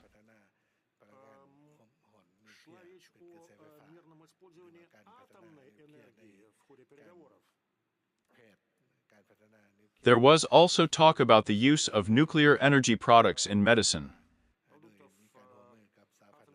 We talked about cooperation among agriculture. I am sure that cooperation with the Russian Federation will allow us to develop our energy sector, and now it will develop more steadily. Moreover, we will ensure the stability of energy production and consumption. Of course, we cannot speak for the whole of Asia. Taking into account the priorities of our development, we focus on the development of technology and science. We are forming a network of metadata centers in order to develop the information technology sector. And for all this, energy is needed. Therefore, we give priority to meeting domestic energy demand, and then we are already engaged in energy exports to neighboring countries. We are developing a power transmission network in order to cover more countries in Asia. Previously, we exported electricity to Vietnam, to Cambodia, to Thailand. We exported electricity to Singapore, to Malaysia, and now we are entering the second stage of the implementation of all these projects. Yes, this is all a priority for us, but, once again, the energy sector must ensure our own domestic consumption and also meet the needs of neighboring countries if this electricity is exported there.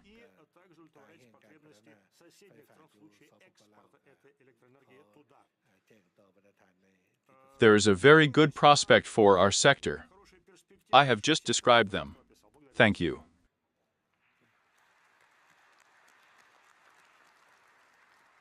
We are discussing cooperation in the Asia-Pacific region.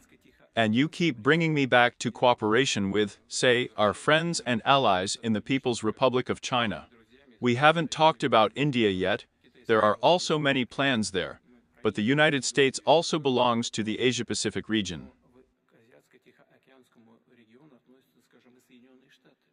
And there are a lot of interested people who want to resume or start a new job with us. Here we are talking about the Asia-Pacific region. We have a good offer to work with us companies in Alaska.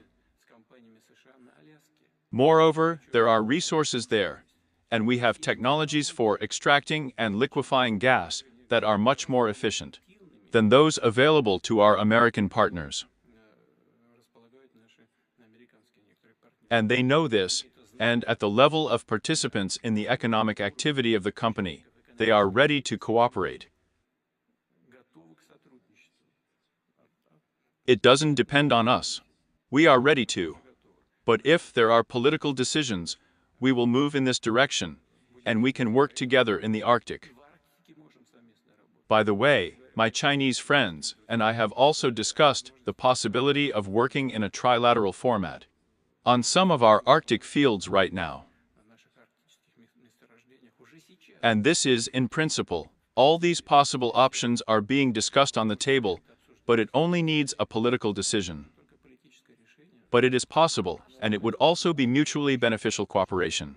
Vladimir Vladimirovich, in the field of gas, in the field of oil, and how do you think that they are putting sticks in the wheels now, so as not to start it faster? These are not questions for me.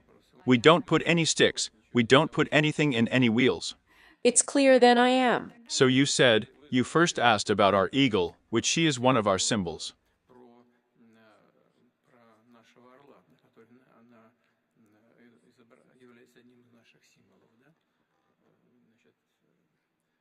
He looks one way and the other. But look at this eagle now.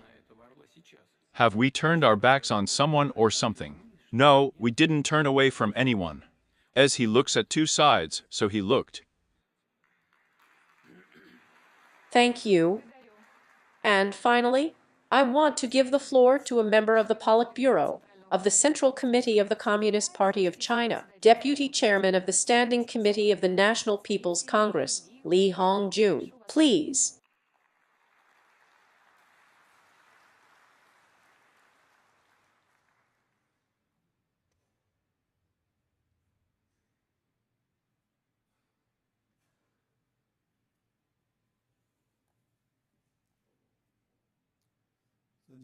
Dear President Putin, dear Prime Minister of the EPA, Mr. Tsai, dear Prime Minister of Mongolia, Mr. Sander Shatra.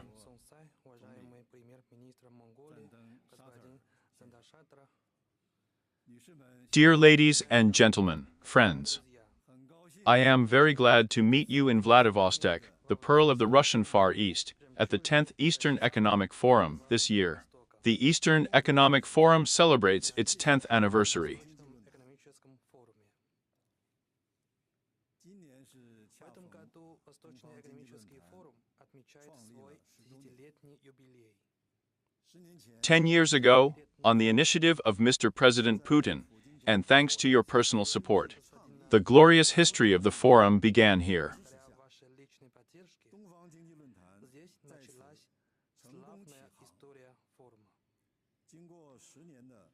Thanks to decades of painstaking work, the forum has already become an important platform for establishing cooperation in the Far East and promoting regional development. Содействие региональному развитию.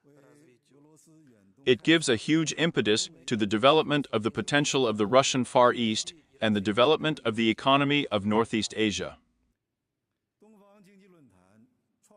The past decade has witnessed not only the development of the forum, but also serious achievements and breakthroughs in the history of Sino-Russian relations. Under the strategic leadership of Chinese President Jinping and Russian President Vladimir Putin, political mutual trust is steadily deepening, and multifaceted cooperation between China and Russia is continuously strengthening. Китаем и Россией. The comprehensive nature, broad scope, and high quality of bilateral cooperation just confirms the intensity of regional ties and interactions. In this regard, I would like to note the high dynamics of cooperation within the format of the Northeast of China and the Russian Far East. Thanks to the personal and efforts of the heads of state, many codes of Patricia China retain the status of the largest trading partner and external investor for the Russian Far East. For 2024 year, trade within the format of the Northeast of the Russian Far East amounted to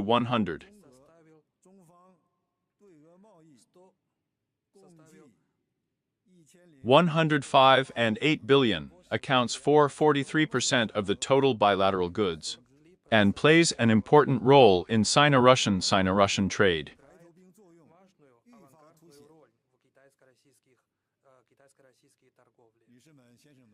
Ladies and gentlemen, friends, this year is marked by the 80th anniversary of the victory of the Chinese people in the war of resistance to the Japanese invaders, victory. The victory of the Great Patriotic War and the Living Anti-Fascist War. 80 years ago, in the face of evil fascist forces, China, the Soviet Union, and other peace-loving countries and peoples firmly stood guard over historical truth and justice. Исторической правды и справедливости. They gave a decisive rebuff. Решительный отпор. China and the Soviet Union, the main military theaters of the World War in Asia and Europe. Войны в Азии и Европе. Our countries have suffered huge sacrifices and made a historic contribution to the world anti-fascist war. Мировой антифашистской войне. In May and September of this year, Chinese President Xi Jinping and Russian President Vladimir Putin took part in anniversary celebrations on the occasion of victory in the world anti-fascist war in Moscow and Beijing. В Москве и Пекине. They took a stand to defend the results of the Second World War and international justice. И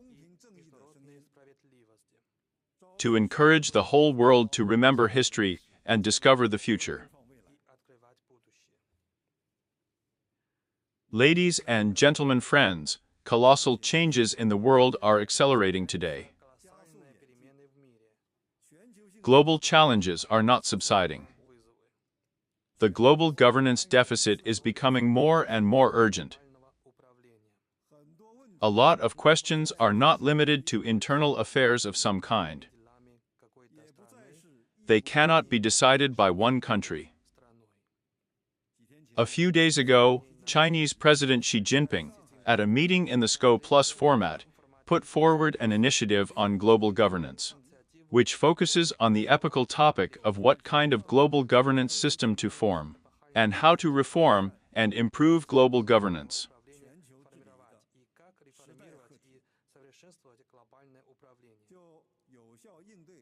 This serves as China's version of an effective response to global challenges and strengthening global cooperation, is a response to the expectations of different parties and demonstrates the responsibility of large countries, and the desire to form a community of a single human destiny. China and Russia, influential powers, constructive forces, support, strategy. Stability and improvement of global governance. We are ready to fully identify the advantages of neighboring countries. Close and consolidated cooperation with all countries of the region, including Russia, in the spirit of joint consultation. Construction and joint use together move towards a bright future of peaceful development and mutually beneficial cooperation. In this regard, I would like to express the following opinion: peace and stability contribute to development.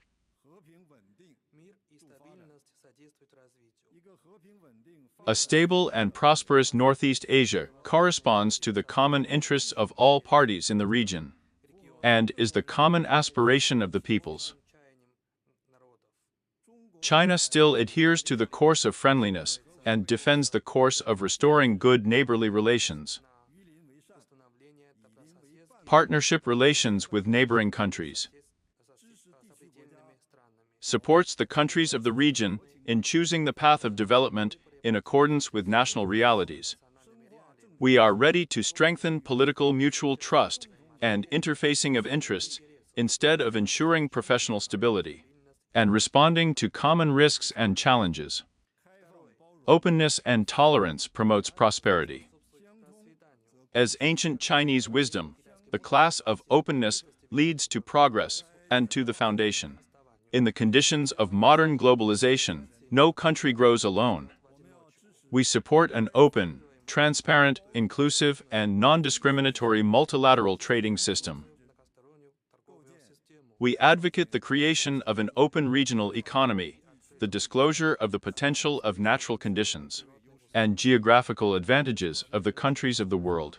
We are preparing on the basis of joint consultation, joint construction, and joint use to strengthen cooperation in the field of production and supply chains, eliminate protectionism, promote the free movement of market capital and technologies for economic integration in the region.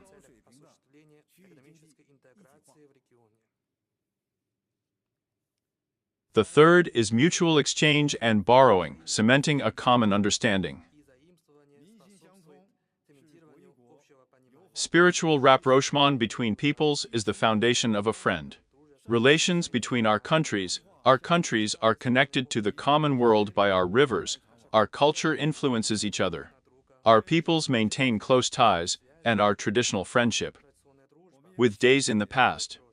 It is necessary to continue our friendly history, deepen mutual exchange and training, increase cooperation in the field of tourism, youth education, art culture, constantly facilitate mutual trips in order to deepen the good neighborhood and friendship.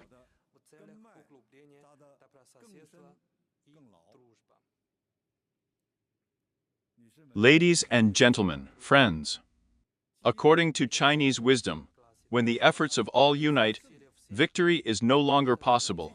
Peace and prosperity in our region are inseparable from the efforts of all parties.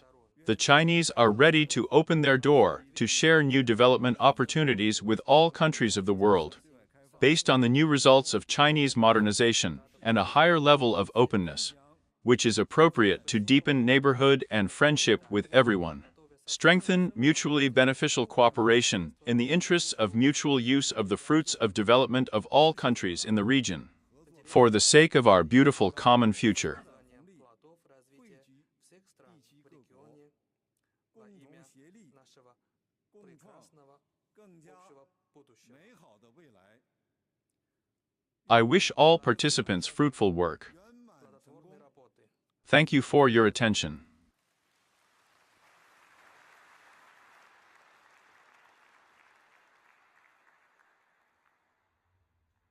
Thank you very much. And right after the speech, I want to talk about your meeting yesterday. It was dedicated to the fact that Russia will also mirror cancel visas to China. We talked about this, and you said in China that China cancels visas for me right away. That's the question that arises in general. This whole tourist story is of course for the benefit of both the economies and the cultural community of our countries. But I have the main question. Vladimir Vladimirovich, look, for example, as a tourist I want to go to China. There is no visa. MasterCard is blocked by Union Pay. I made a similar card 3 years ago. It does not work now. That is, there are very few banks that can actually make this card today, and they are ruble denominated there. That is, this is a ruble calculation. That is, there is only one option to take cash to change, well, or in some way to approach the crypt more creatively.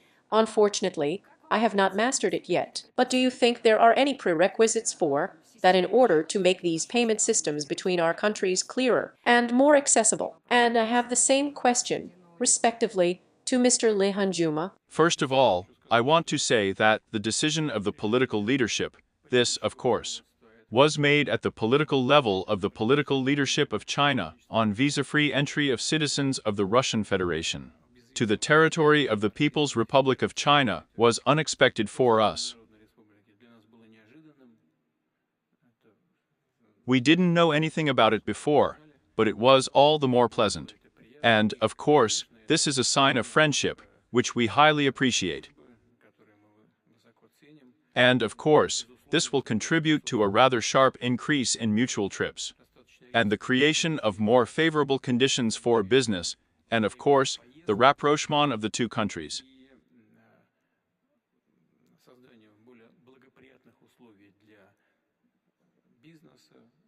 This is an obvious thing, just obvious. Because in order to go to any country, including China, we understand the average person what needs to be done. Go to one instance to another instance, bring documents and so on, and now I got on a plane and flew. Right? And that's it. And no bureaucracy. This will certainly contribute to the rapprochement of the two sides. And, of course, we will mirror this gesture of friendship and do the same.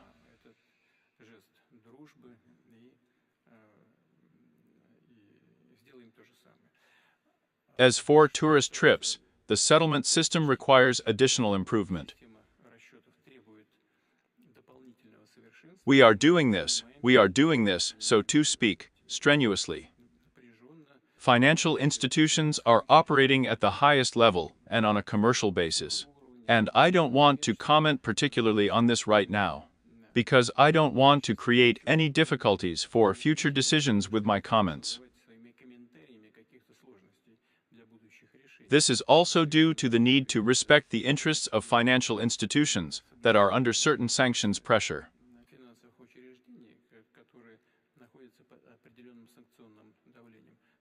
But there are solutions, of course. We are well aware that it is necessary to ensure that there are fewer difficulties for citizens making tourist trips. There are, of course, opportunities to use our map of the world. This goes without saying.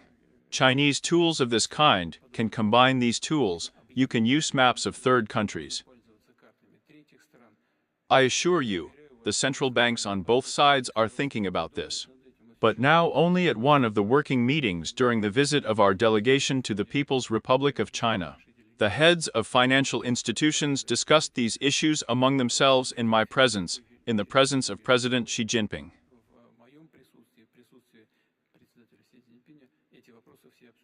They are in dialogue, in discussion with each other, and I am sure there will be solutions. Well, we are waiting. Mr. Li Hongjun, from the Chinese side, I would like to hear some comment about the calculations.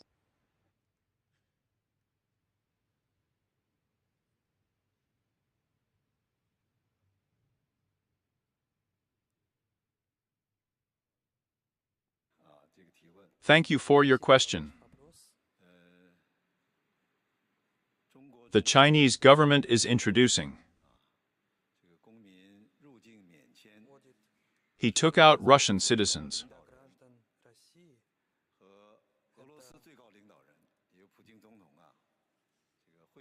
The important results and the agreement between our states are an important sign of the strengthened large-scale development of Sino-Russian relations.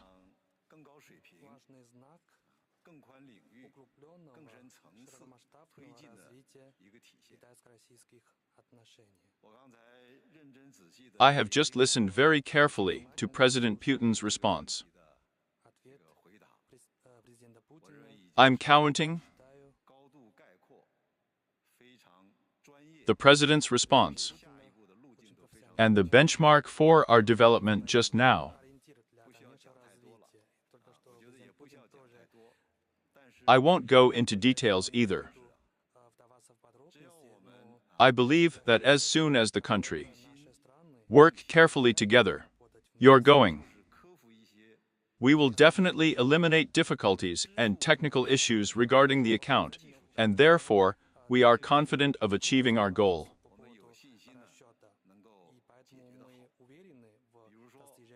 For example, Chinese rotation, and also, at the expense, of course it includes, now we use little cash.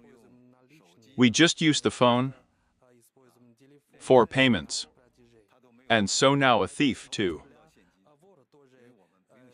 Difficult for why we don't use cash.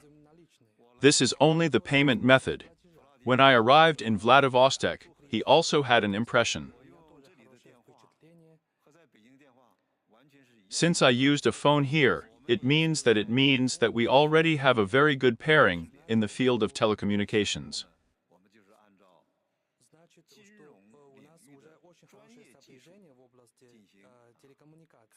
At the next stage, we need to work with the communication finance.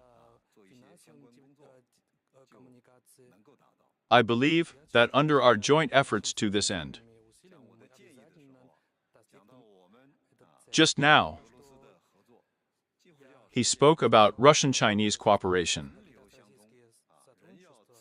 I mentioned that we need to achieve full movement of both capital and people. I'm sure it is. We will definitely solve this problem, this issue. Thank you for your answer. Well, apparently there is only hope for me, Alexievich. There are no other options for your codes. But then I would like to move from such a good friendly agenda to a not so friendly agenda to transfer to another part of the planet.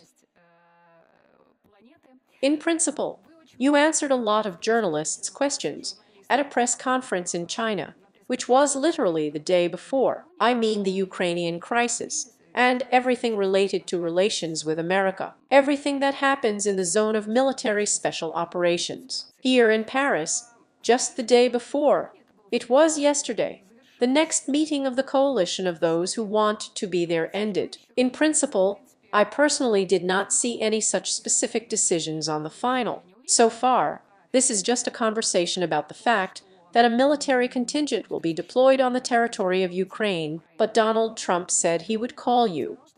The first question has called or not yet, and the second question I have, how do you feel about the fact that what solutions does that country offer?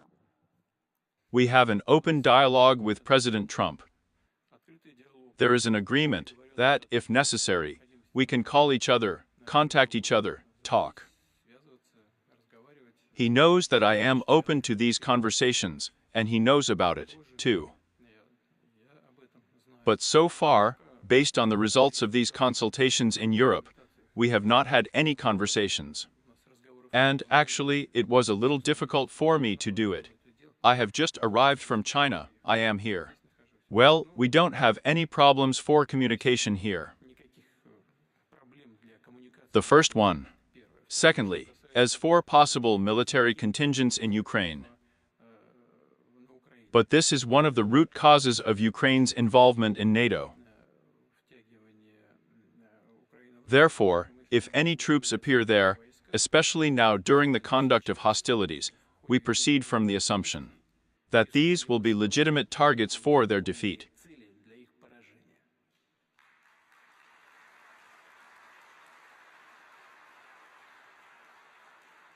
And if decisions are reached that will lead to peace, to long-term peace, then I simply do not see any sense in their presence on the territory of Ukraine.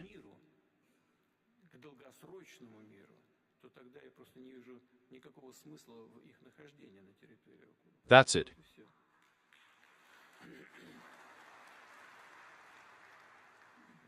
Because if these agreements are reached, let no one doubt that Russia will implement them in full.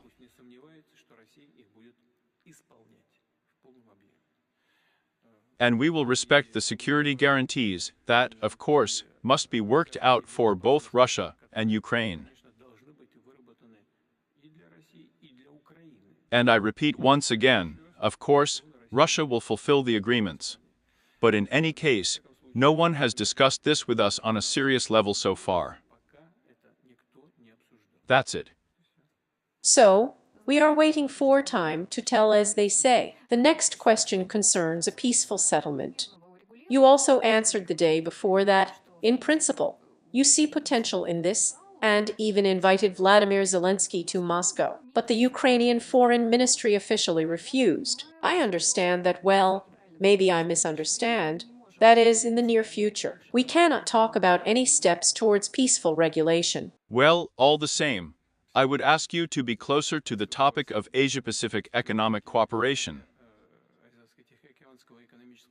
But I understand that without solving such acute problems and cooperation in general, it has a burden. Therefore, the questions are legitimate, but what can I say? First, because quite recently, the leadership of the Kiev regime, to put it mildly, spoke unflatteringly about us and excluded any possibility of direct contacts. Now we see that they are asking for these contacts, or at least they are offering them. I have said many times that I am ready for these contacts. But at that press conference in Beijing, which you mentioned, I said that I don't see much sense. Why? Because it will be almost impossible to agree with the Ukrainian country on key issues. Even if there is political will, which I doubt, there are legal and technical difficulties, which consist in the fact that any agreements on territories must be confirmed in accordance with the Constitution of Ukraine in a referendum. In order to hold a referendum, it is necessary to abolish martial law. It is not carried out under martial law. If martial law is lifted, presidential elections should be held immediately. After the referendum is held, if it is held, regardless of the results, you need to memorize the decision of the Constitutional Court, and the Constitutional Court does not work. Because after requests, as I understand it, to the Constitutional Court about the legitimacy of the current government, the court evaded these decisions, and the head of the regime simply ordered the guards not to let the chairman of the Constitutional Court to the workplace.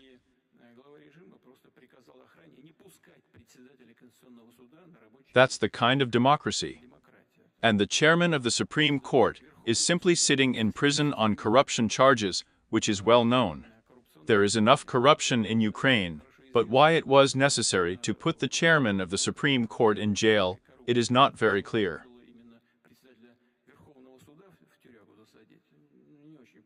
But although it is clear that there it came to the destruction of the judicial system as such, this is another bright sign of the democracy of the current Ukrainian government. So this endless process, it's going nowhere. But nevertheless, we have said that we are ready for high-level meetings.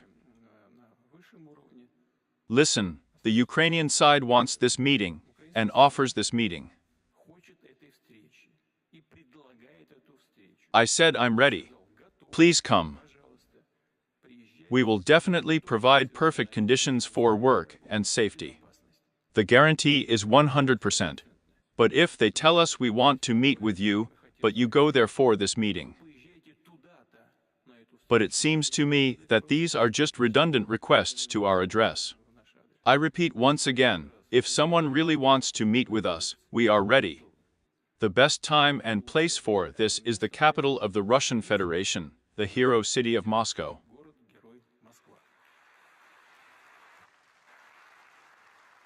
Vladimir Vladimirovich, thank you for the answer. I do not know. Well, I can ask one more question, and then we will definitely talk about the Far East. I would like to return to the topic of the root causes of the special operation.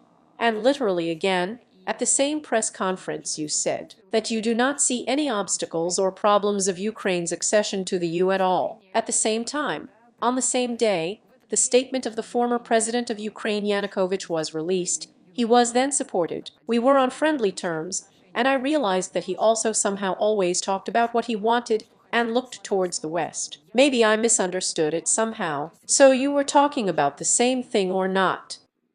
Well, I do not know how you understood. I'm going to tell you how things really work out. And it develops as follows. Indeed, Ukraine has set itself the task and is now setting itself the task of joining the EU. And I repeat, it is a legitimate choice of Ukraine how to build its international relations, how to ensure its interests in the field of economy, with whom to conclude alliances. The problem for us at the time when Yanukovych was president was that the integration of Ukraine into the European system of economic relations was associated for us with some economic problems, because Ukraine was part of a free trade zone.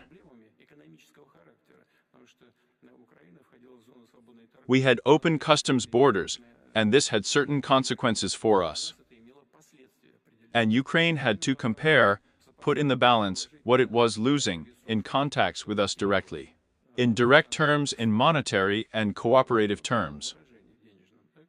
And what did she acquire there? This is what President Yanukovych thought about. It counted and shed tears, because the opening of markets for competitive, highly competitive European products killed production in Ukraine itself and closed cooperative trade ties with Russia.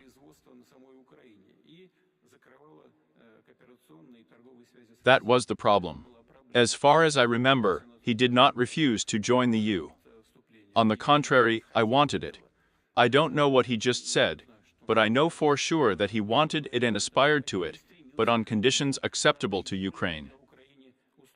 And it did not concern us in any way, only from the point of view that it affected our interests in operational relations.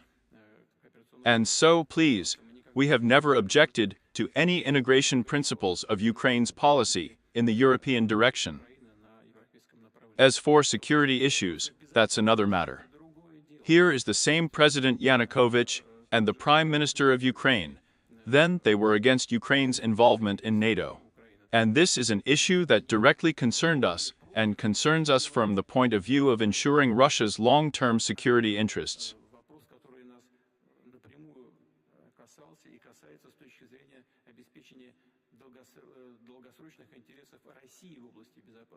What was done as a result of the coup d'état removed Yanukovych from power, eliminated the person who was against Ukraine's accession to NATO, and opened with the help of a new one, brought to power as a result of the bloody coup in Kiev, those forces that were for joining and now continue to hope for Ukraine's accession to NATO.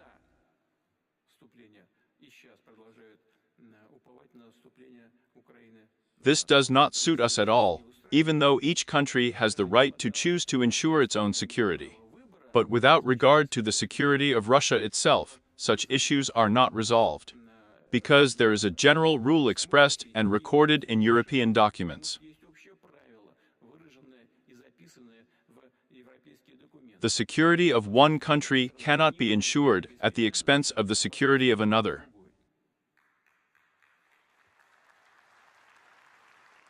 Thank you.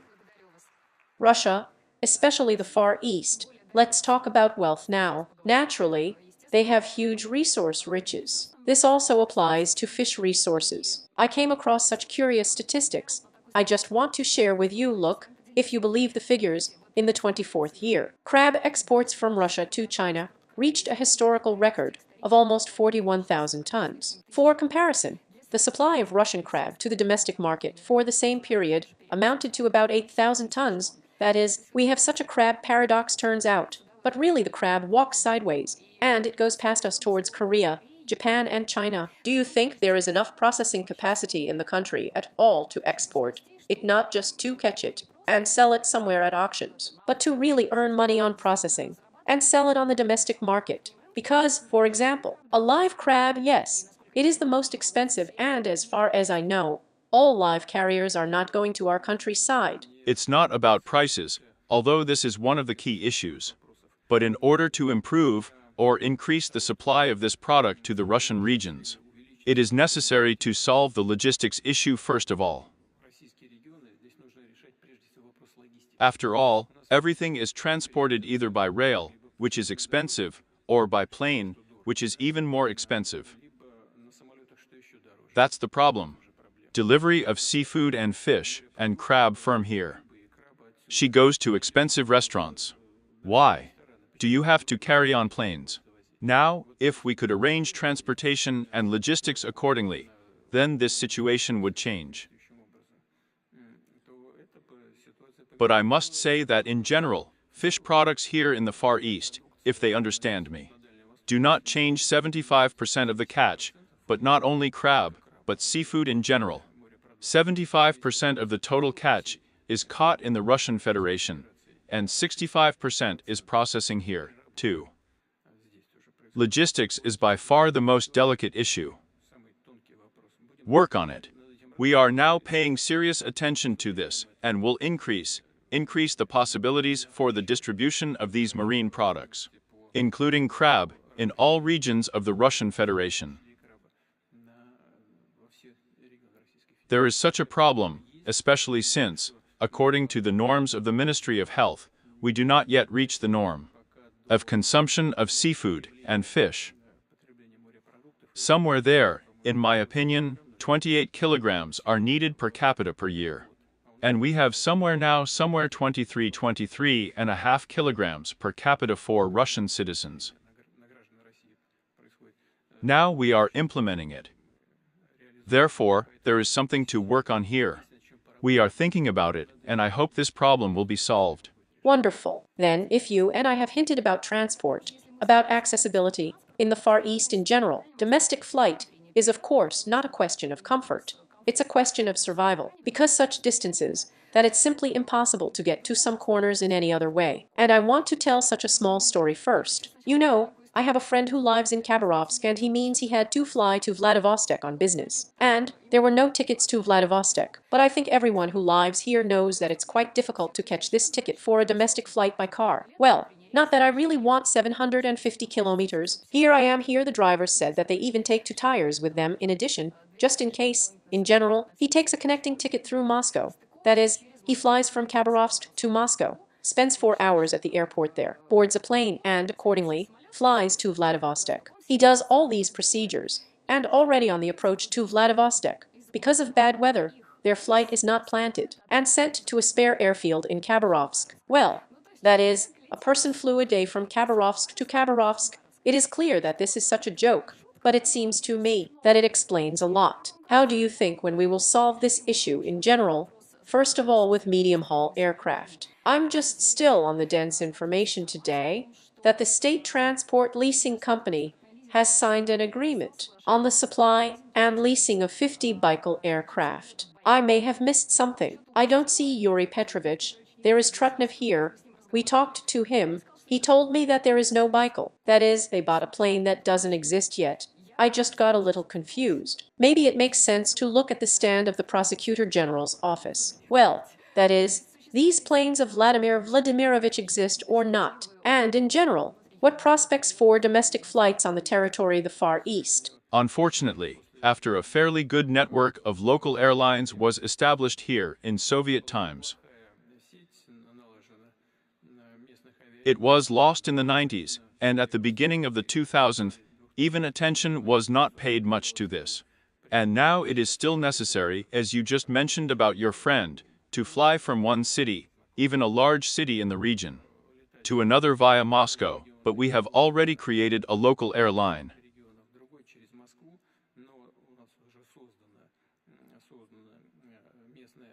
Of course, its key issue here is to saturate it with medium-haul vehicles for small flights.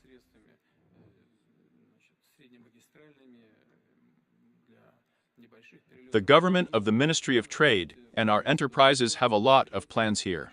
Unfortunately, we have to agree that this is not being solved as quickly as we would like, but Baikal and others. There are small planes that should replace the N2.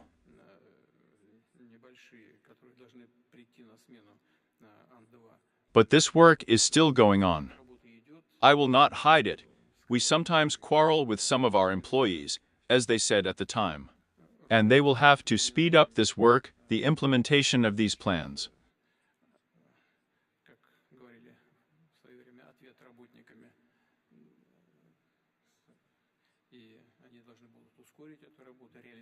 There are plans, and there are specific models.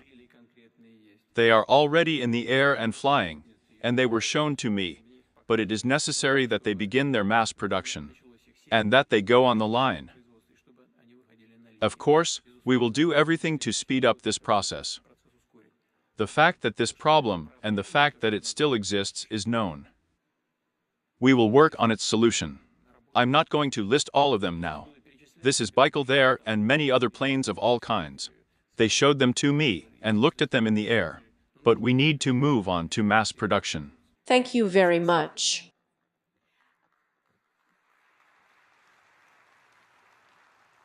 You spoke in your speech about investment growth, and foreign investments are still showing growth in terms of the last 4 years. So my question is, if you look at the investment climate as a whole, and where these foreign investments are coming from, basically these are several of the largest countries, including China.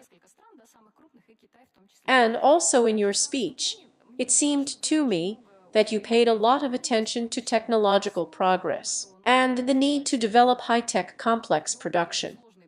At the same time, investments are still mostly, it's not really a secret for anyone to go into some resource stories. This is oil, gas, coal, and plus infrastructure for them. There is probably some kind of environmental question here, whether there is any risk that we are stuck in this raw material trap, that we would be seen only exclusively as an investment partner of this kind.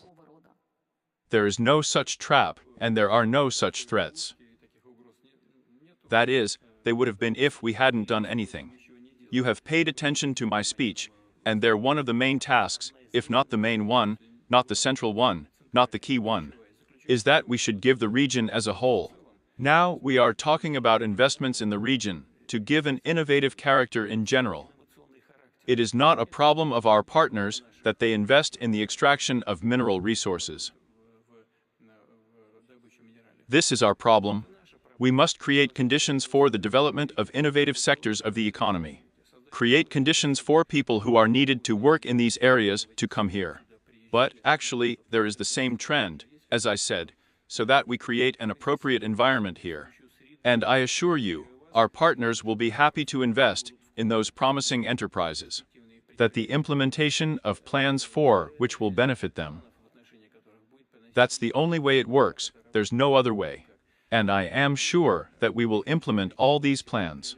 By the way, our friends and partners and I have just discussed these issues in Beijing. In general, we need to build our work, setting it up for high-tech sectors of the economy. That's what we're going to do. This is the only future of our economies and our countries. Only in this is our common success. This also applies to the Far East region. Thank you. I would like to ask in general about the economy in general. And yet, on Miller's back looked like this when we talk about mineral resources. It's also such a primitive understanding that a hole was drilled, oil went there, or the same thing happened with gas.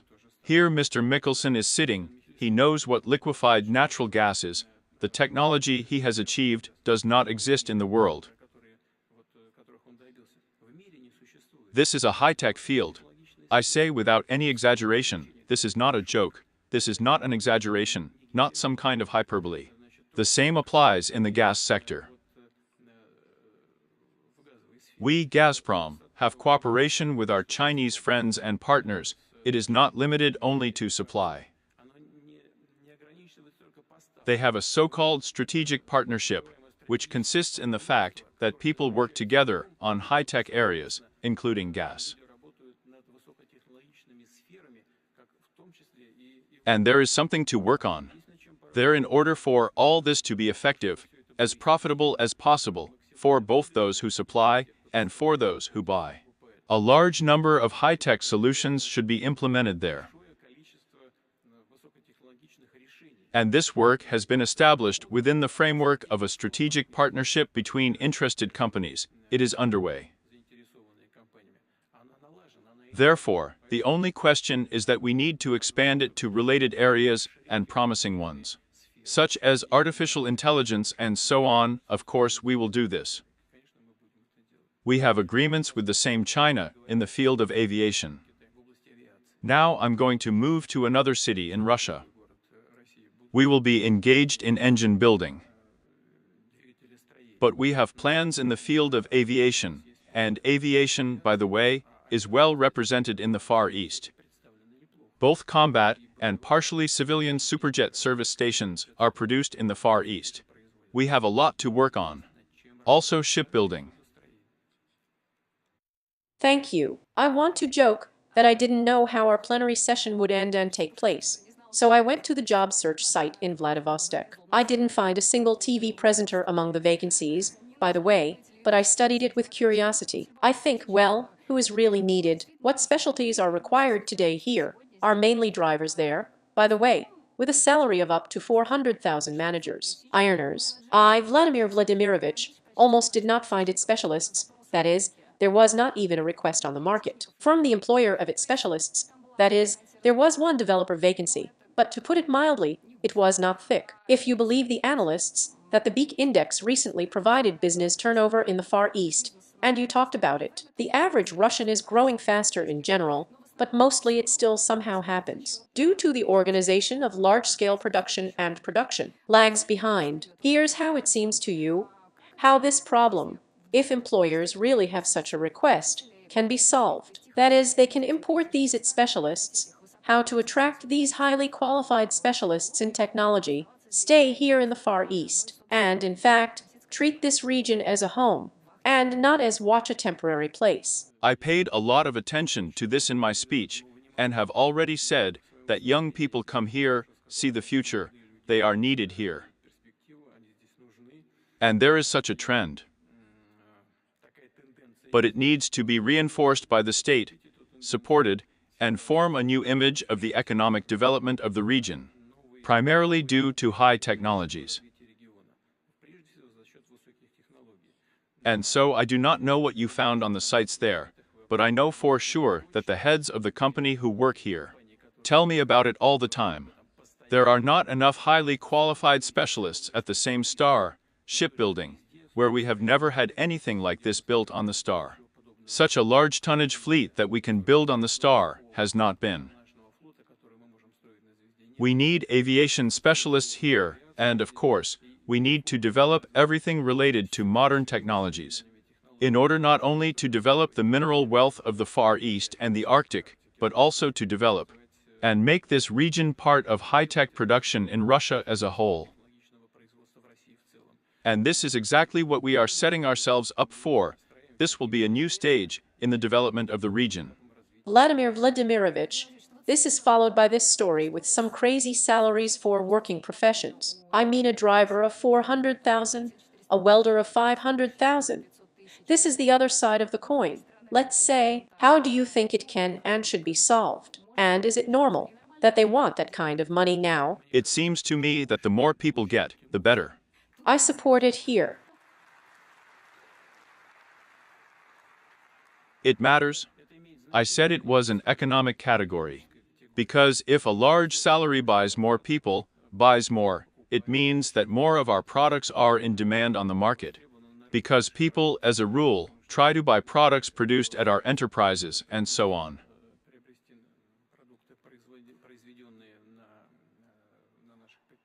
In other words, this is also an economic factor and a positive factor.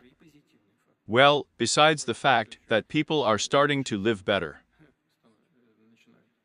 Thank you, of course. If we are talking about salaries, then I really want to talk in general about what is happening with the Russian economy. There were a lot of statements from Herman on the sidelines of the forum. Yes, I'm not alone here.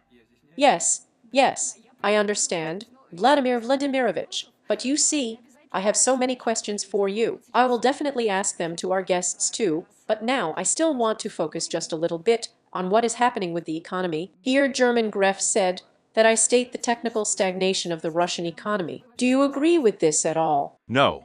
So Herman, but so far so. He knows we are with him all the time. He is a participant in all our many meetings that are held, including with me, with the government at the central bank. It's like this. And some members of the government have the same opinion due to the fact that the central bank keeps a high rate, and it keeps it in order to fight inflation. You yourself complained about the prices in stores. That's the goal, so that not only in stores, but also among participants in economic activity, prices fall so that they do not grow. You can talk about anything. I don't want to give ratings right now. I have my own opinion, of course. Now, I don't want to evaluate the central bank's work. By the way, the central bank is highly regarded in the international financial community, I assure you. I know this firsthand, but we purposefully do it on purpose.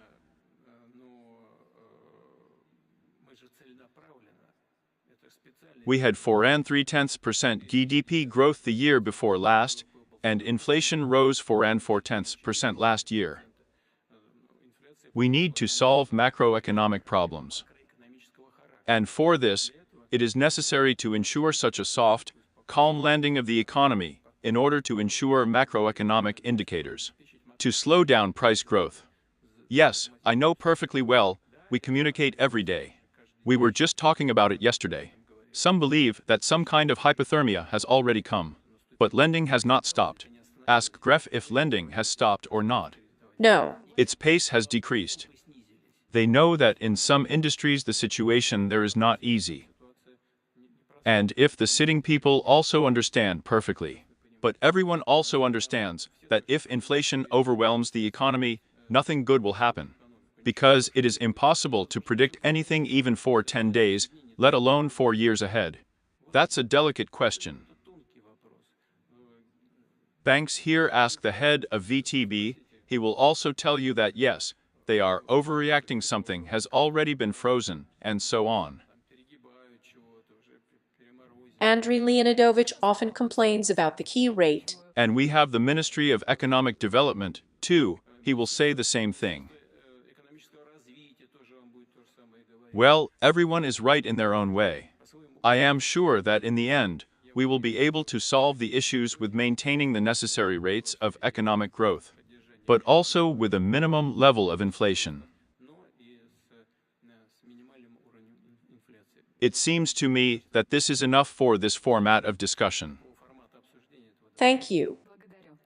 I appeal to Mr. Sansa and Seiffenden. In the 21st year, Laos and China opened one of the largest railways. I'm talking about a high-speed highway now. It is now being discussed that it will be extended to Thailand in general. This is a major project. It was very complicated and technically very difficult infrastructurally. I have such a question. Is there any possibility at all, and any chances, prospects, to connect it with the ports of the Far East? How this can speed up, and accordingly, it will speed up our trade and cooperation as far as it is realistic. Maybe something has already been discussed.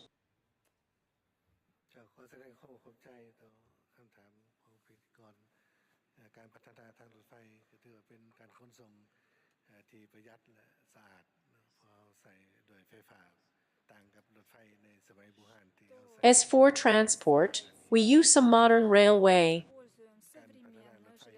It is much more modern compared to the railway that we used many years ago. As I have already said, we are turning from a country that has no way out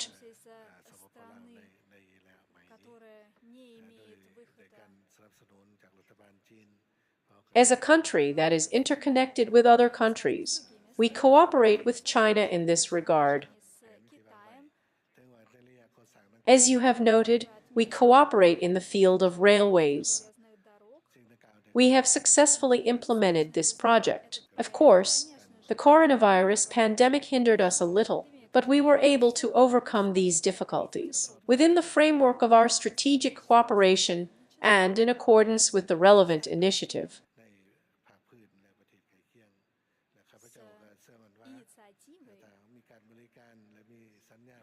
I am fully confident that there are agreements between Russia and China. And if there are agreements between Russia and Laos and China, then we can transport products from Laos through China and to the Far East, including in Russia. Russia Railway can open up opportunities for cooperation of Russia-ASEAN. China-ASEAN will open up opportunities for access to the market of our products.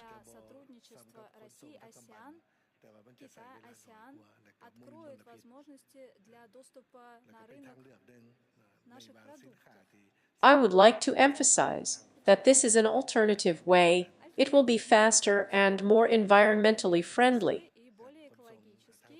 Our government is considering the possibility of establishing sea routes to Vladivostok through China, maybe through Hainan.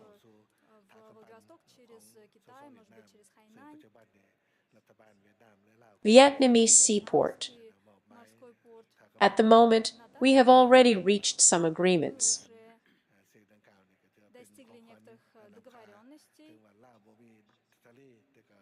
This is a very good opportunity for us to cooperate with Vietnam. We don't have access to the sea, but we have this agreement with Vietnam, which allows us to reach both China and Russia.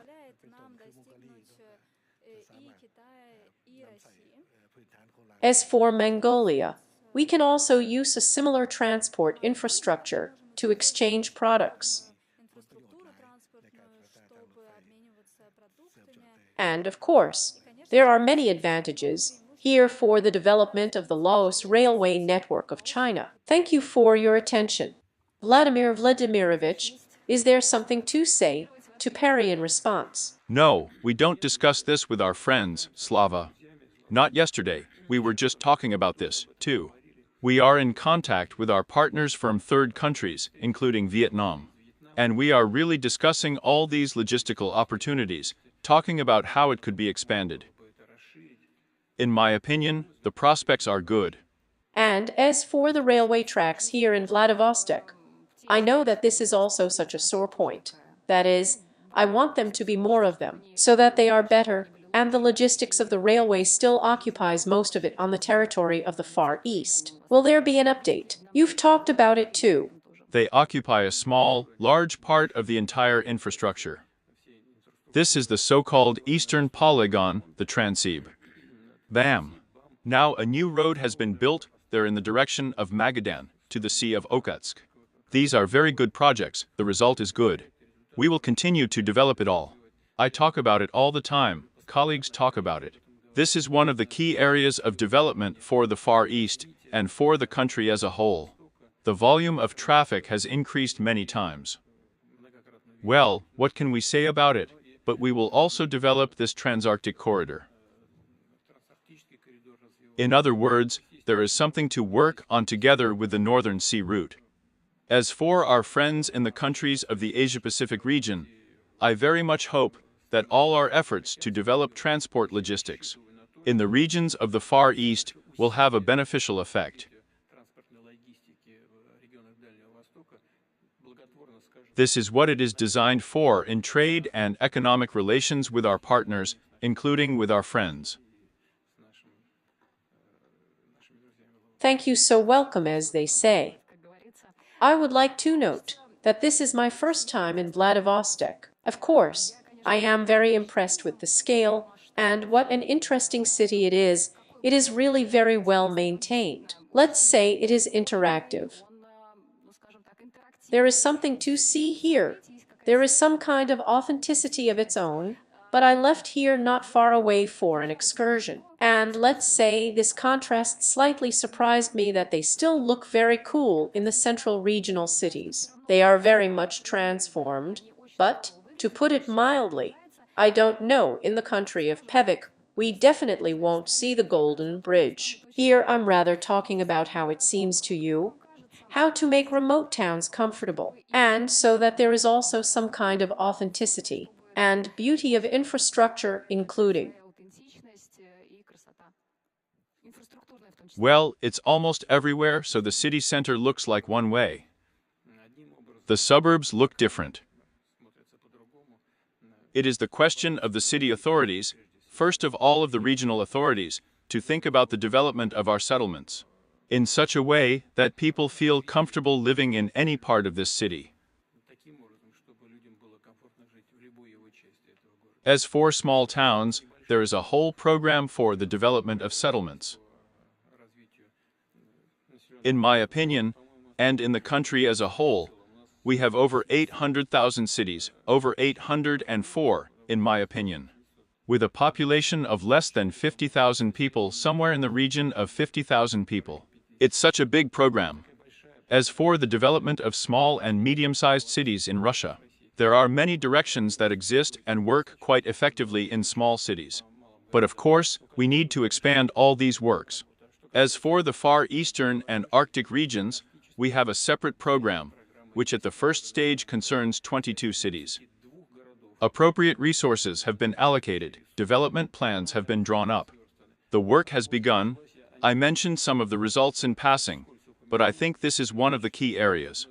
We discussed yesterday only with colleagues who were, so to speak, and initiated this process at the beginning of the way. It turned out to be very popular and effective. And if we are talking about the need to give a new impetus to the development of the economy, I have already said this too. We need to attract well-trained specialists to the region, who, of course, need good social conditions. There should be kindergartens, good schools, good education, medicine. All this should be developed in small towns as well. I repeat, there is now a program for 22 cities, secured funding. Of course, we will expand this work. But all the same, we are now talking about some such stories about expenses. I just smoothly approached the budget deficit. In the 25th year, it was planned that it would be somewhere between 1 and 2 trillion rubles. In the summer, these official figures increased to 3 and 8 trillion. It's only September yet. It's obvious that something may change before the end of the year. Well, I even heard some figures up to 8 trillion rubles. Well, I say again, I'm not an economist. I don't understand at all how possible and realistic it seems to you, and how do you see, due to what this alignment can happen? What mechanisms are already planned to be used in the first place? Well, I am. I don't think I can say the way I think so. Yes, the costs are going up. This is due to infrastructure development plans, including in the Far East, because they require large monetary resources. The same Eastern Polygon for the development of Obama, the Trans-Siberian Railway, and so on. The development of port infrastructure, airports, and so on and so forth. are expenses related to education, healthcare in the country as a whole, and defense and security expenses, including expenses related to conducting a special military operation. All of this is all expenses. First of all, we need to work on the revenue side. And there is something to talk about here, and bearing in mind, of course, not an increase in the tax burden, but simply an increase in production efficiency. We need to increase labor productivity, introduce the latest technologies, and organize production better. Here, I assure you, we have something to work on, and reserves are not in honor of the number, not in honor of the number. That is, their great desvizmoznosti. But there are other things that can quite calm us down. And I assure you, there is nothing terrible here. Some of our colleagues in the government believe that it is possible to increase this deficit. There's nothing wrong with that. Why? Because the level of our debt burden, both external debts and internal debts, is not just acceptable, it is low. And this guarantees the stability of the entire work of the entire credit financial system and the budget system as well.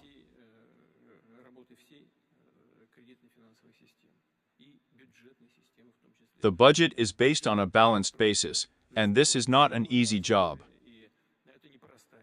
This is a difficult job. It is so nervous, if I may say so, because it is not an easy task to achieve a balance between different sectors of the economy. The government is coping with this. Vladimir Vladimirovich, I read here too, by the way, at the forum sessions it was discussed, that the Ministry of Finance and, in my opinion, Sberbank and Herman, I understand correctly, that you want to introduce artificial intelligence within the budget now, and somehow artificial intelligence will help form the budget. But if I understand correctly, Vladimir Vladimirovich, how do you feel about such an introduction of artificial intelligence? Respectfully, artificial intelligence can only be an assistant, at least at the moment, at this level of technology development in the field of artificial intelligence. To date, these tools can only be an assistant when making decisions both at the level of the central bank and at the level of the government of the Russian Federation. Then, I want to give the next pass to Mr. Ali. Here, China has achieved quite great success in the field of artificial intelligence. Now it is one of the leaders. Well, in fact, probably two of the most popular neural networks are American and, accordingly, the Chinese grid. And I know that China has been developing the platform economy very actively for a long time. This is a completely new, innovative type of economic activity. We are also actively implementing these processes now. I have this question. How do you assess this leadership in general, and how China plans? And what does it plan to do in order for this cooperation between artificial intelligence and the state to continue further? What will it look like? That is, what kind of plan? Thank you for the question, dear presenter. You know, you have touched upon a very important topic. Artificial intelligence is a way for all mankind to achieve progress. Artificial intelligence is a new production force that moves our evolution, and it is very important to develop it.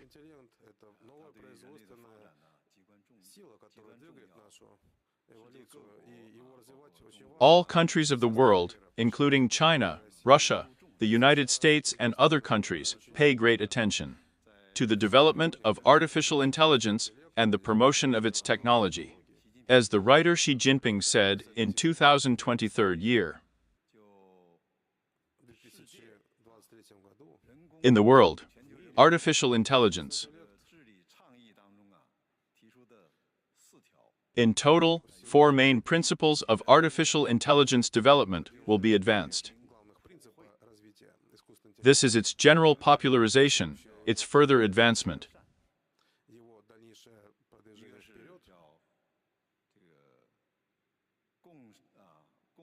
and also our joint use of human and machine resources, and probably the promotion of these technologies in our lives. These are the principles that have been put forward and in general, it is in about 3 areas that we will now implement these directions. This is scientific and technical innovation. Scientific and technical development innovation is the central element of the development of the concept of artificial intelligence, increasing computational capacity, computing power, creating neural networks, models. This is connected with the development of high technologies, with the implementation of our high-tech development as a whole. This is connected, of course, with the training of specialists, with personnel work. This, of course, helps us to train personnel. We are creating a new platform.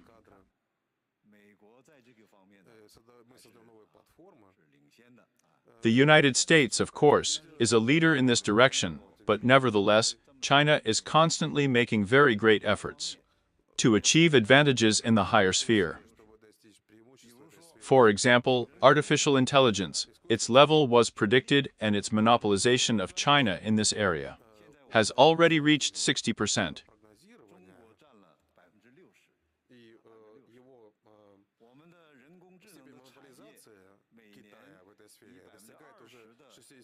And we are growing in the issue of monopolization of artificial intelligence technologies by about 20% more.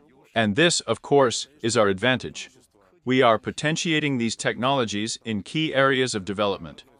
The second component, we are implementing our approaches, considering artificial intelligence as a way of human development, as a way to achieve our well-being.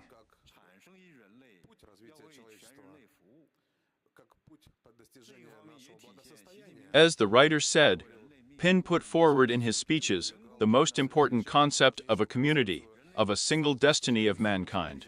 We profess these ideas. And in this concept, one of the key components is a rich and powerful state.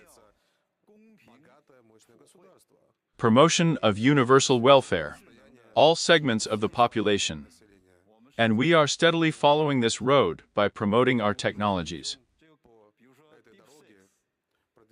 Let's say the Chinese neural network DeepSeek.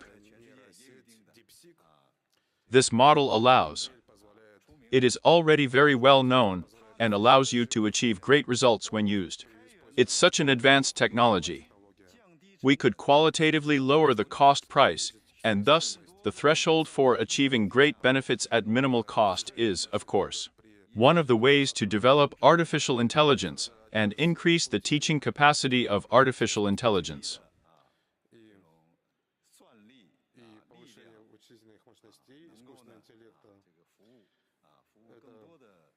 Of course we are. They offer new opportunities. We have discovered new, completely new directions and applications. Let's say such technologies as free management. Technology management processes he has open source allows us.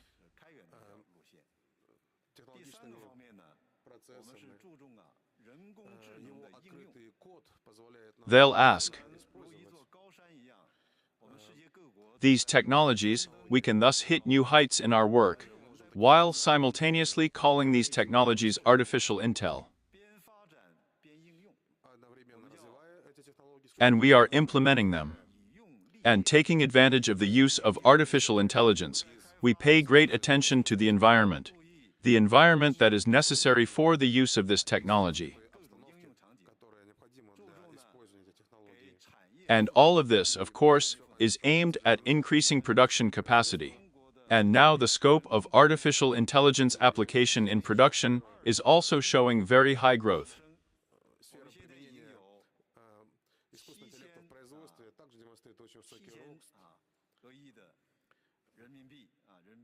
And it has already reached its capitalization of 7,000 billion yuan, an increase of about 20% per year. And there are a lot of areas that can help us improve the well-being of our people, develop these technologies everywhere, improve the lives of people after our territory, distribute these blog posts in the interests of industries, enterprises.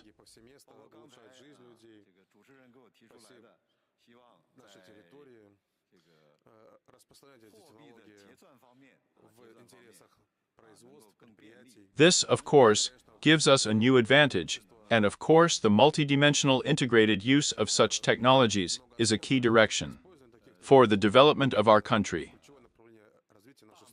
We have opened the gates to the use of artificial intelligence technologies in people's lives.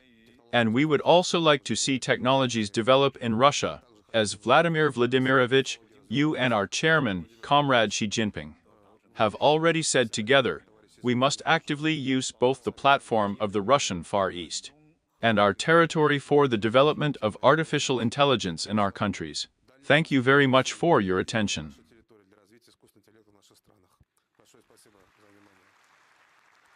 Vladimir Vladimirovich, I will not ask if it is possible to govern the country with the help of artificial intelligence, but I have this question. What do you think? But for example, can artificial intelligence be entrusted with setting the key rate? May Elvira Skips forgive me. I have already said I believe that. I am sure, that the capabilities of artificial intelligence can be used in any decisions, and should be used in making any decisions in all areas, including in the area of responsibility of the central bank.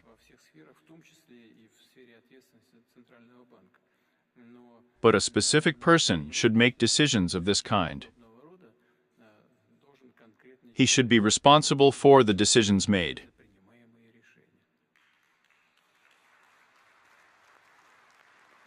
You can't ask anything from artificial intelligence. It's just a tool. And people have to work.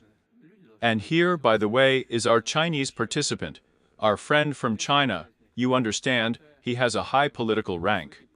He is a member of the Politburo of the CPC Central Committee. Well, we've just heard it. He gave expert assessments. In fact, these are expert assessments in the field of artificial intelligence, which is quite a serious field. But people have to make decisions. And such people should be in China and in Russia, including using artificial intelligence and developing these tools. But I hope I will not be sidelined while artificial intelligence, I mean those who are engaged in our work. Vladimir Vladimirovich, we are smoothly. Why is that? I have. There are neural networks already there, in my opinion. That's it. It's on me. But it's human, Vladimir Vladimirovich, because it will go away if artificial intelligence asks you questions, or improves with the help of artificial intelligence. Thank you. Dear guests, if someone has something to add to the questions that have just been voiced, we are smoothly approaching the finish line with you. I have one last question left. It is more likely to be philosophical, Vladimir Vladimirovich, not quite concerning the Far East, but let's say not quite economic. I suspect no. Yes, that's what the question is. For some reason, I thought that he really lives in the Far East in the future, because in Moscow now it's 17. It's how much? Well, the morning is still in Moscow, but we are already actually in the middle of the day, or rather his evening is already closer. And in general today, the world looks quite strange. Everyone talks a lot about this, about turbulence and crises that break out nonstop. And this is not just about the Ukrainian crisis, what is happening in Israel with Palestine, but there are a lot of such points now. What do you think is Russia's future in this world? This is the first question. And the second one, how do you think the world of these next decades will be more Western or Eastern? It will be multipolar. Thank you. Thank you well. I can only thank you for your trust today to ask questions. And probably such a small final story will be that I am very grateful to the Far East for such a warm welcome. But tomorrow, as Vladimir Vladimirovich has already correctly said, many of us, and some of us will still fly too. That's why I still just want to summarize and say that this is how we discussed the double-headed eagle with you at the very beginning. That probably this is our uniqueness and strength, in that we do not choose, but look and keep our eyes in both directions at once. It seems to me that this is perfectly associated, in fact, with the motto of the Jubilee Forum about cooperation for peace and prosperity. Thank you very much. For my part, I want to thank all the participants, our foreign guests, my colleagues who are working here with me today. the whole hall for working together, because this is also work, and our charming presenter for organizing such an interesting discussion.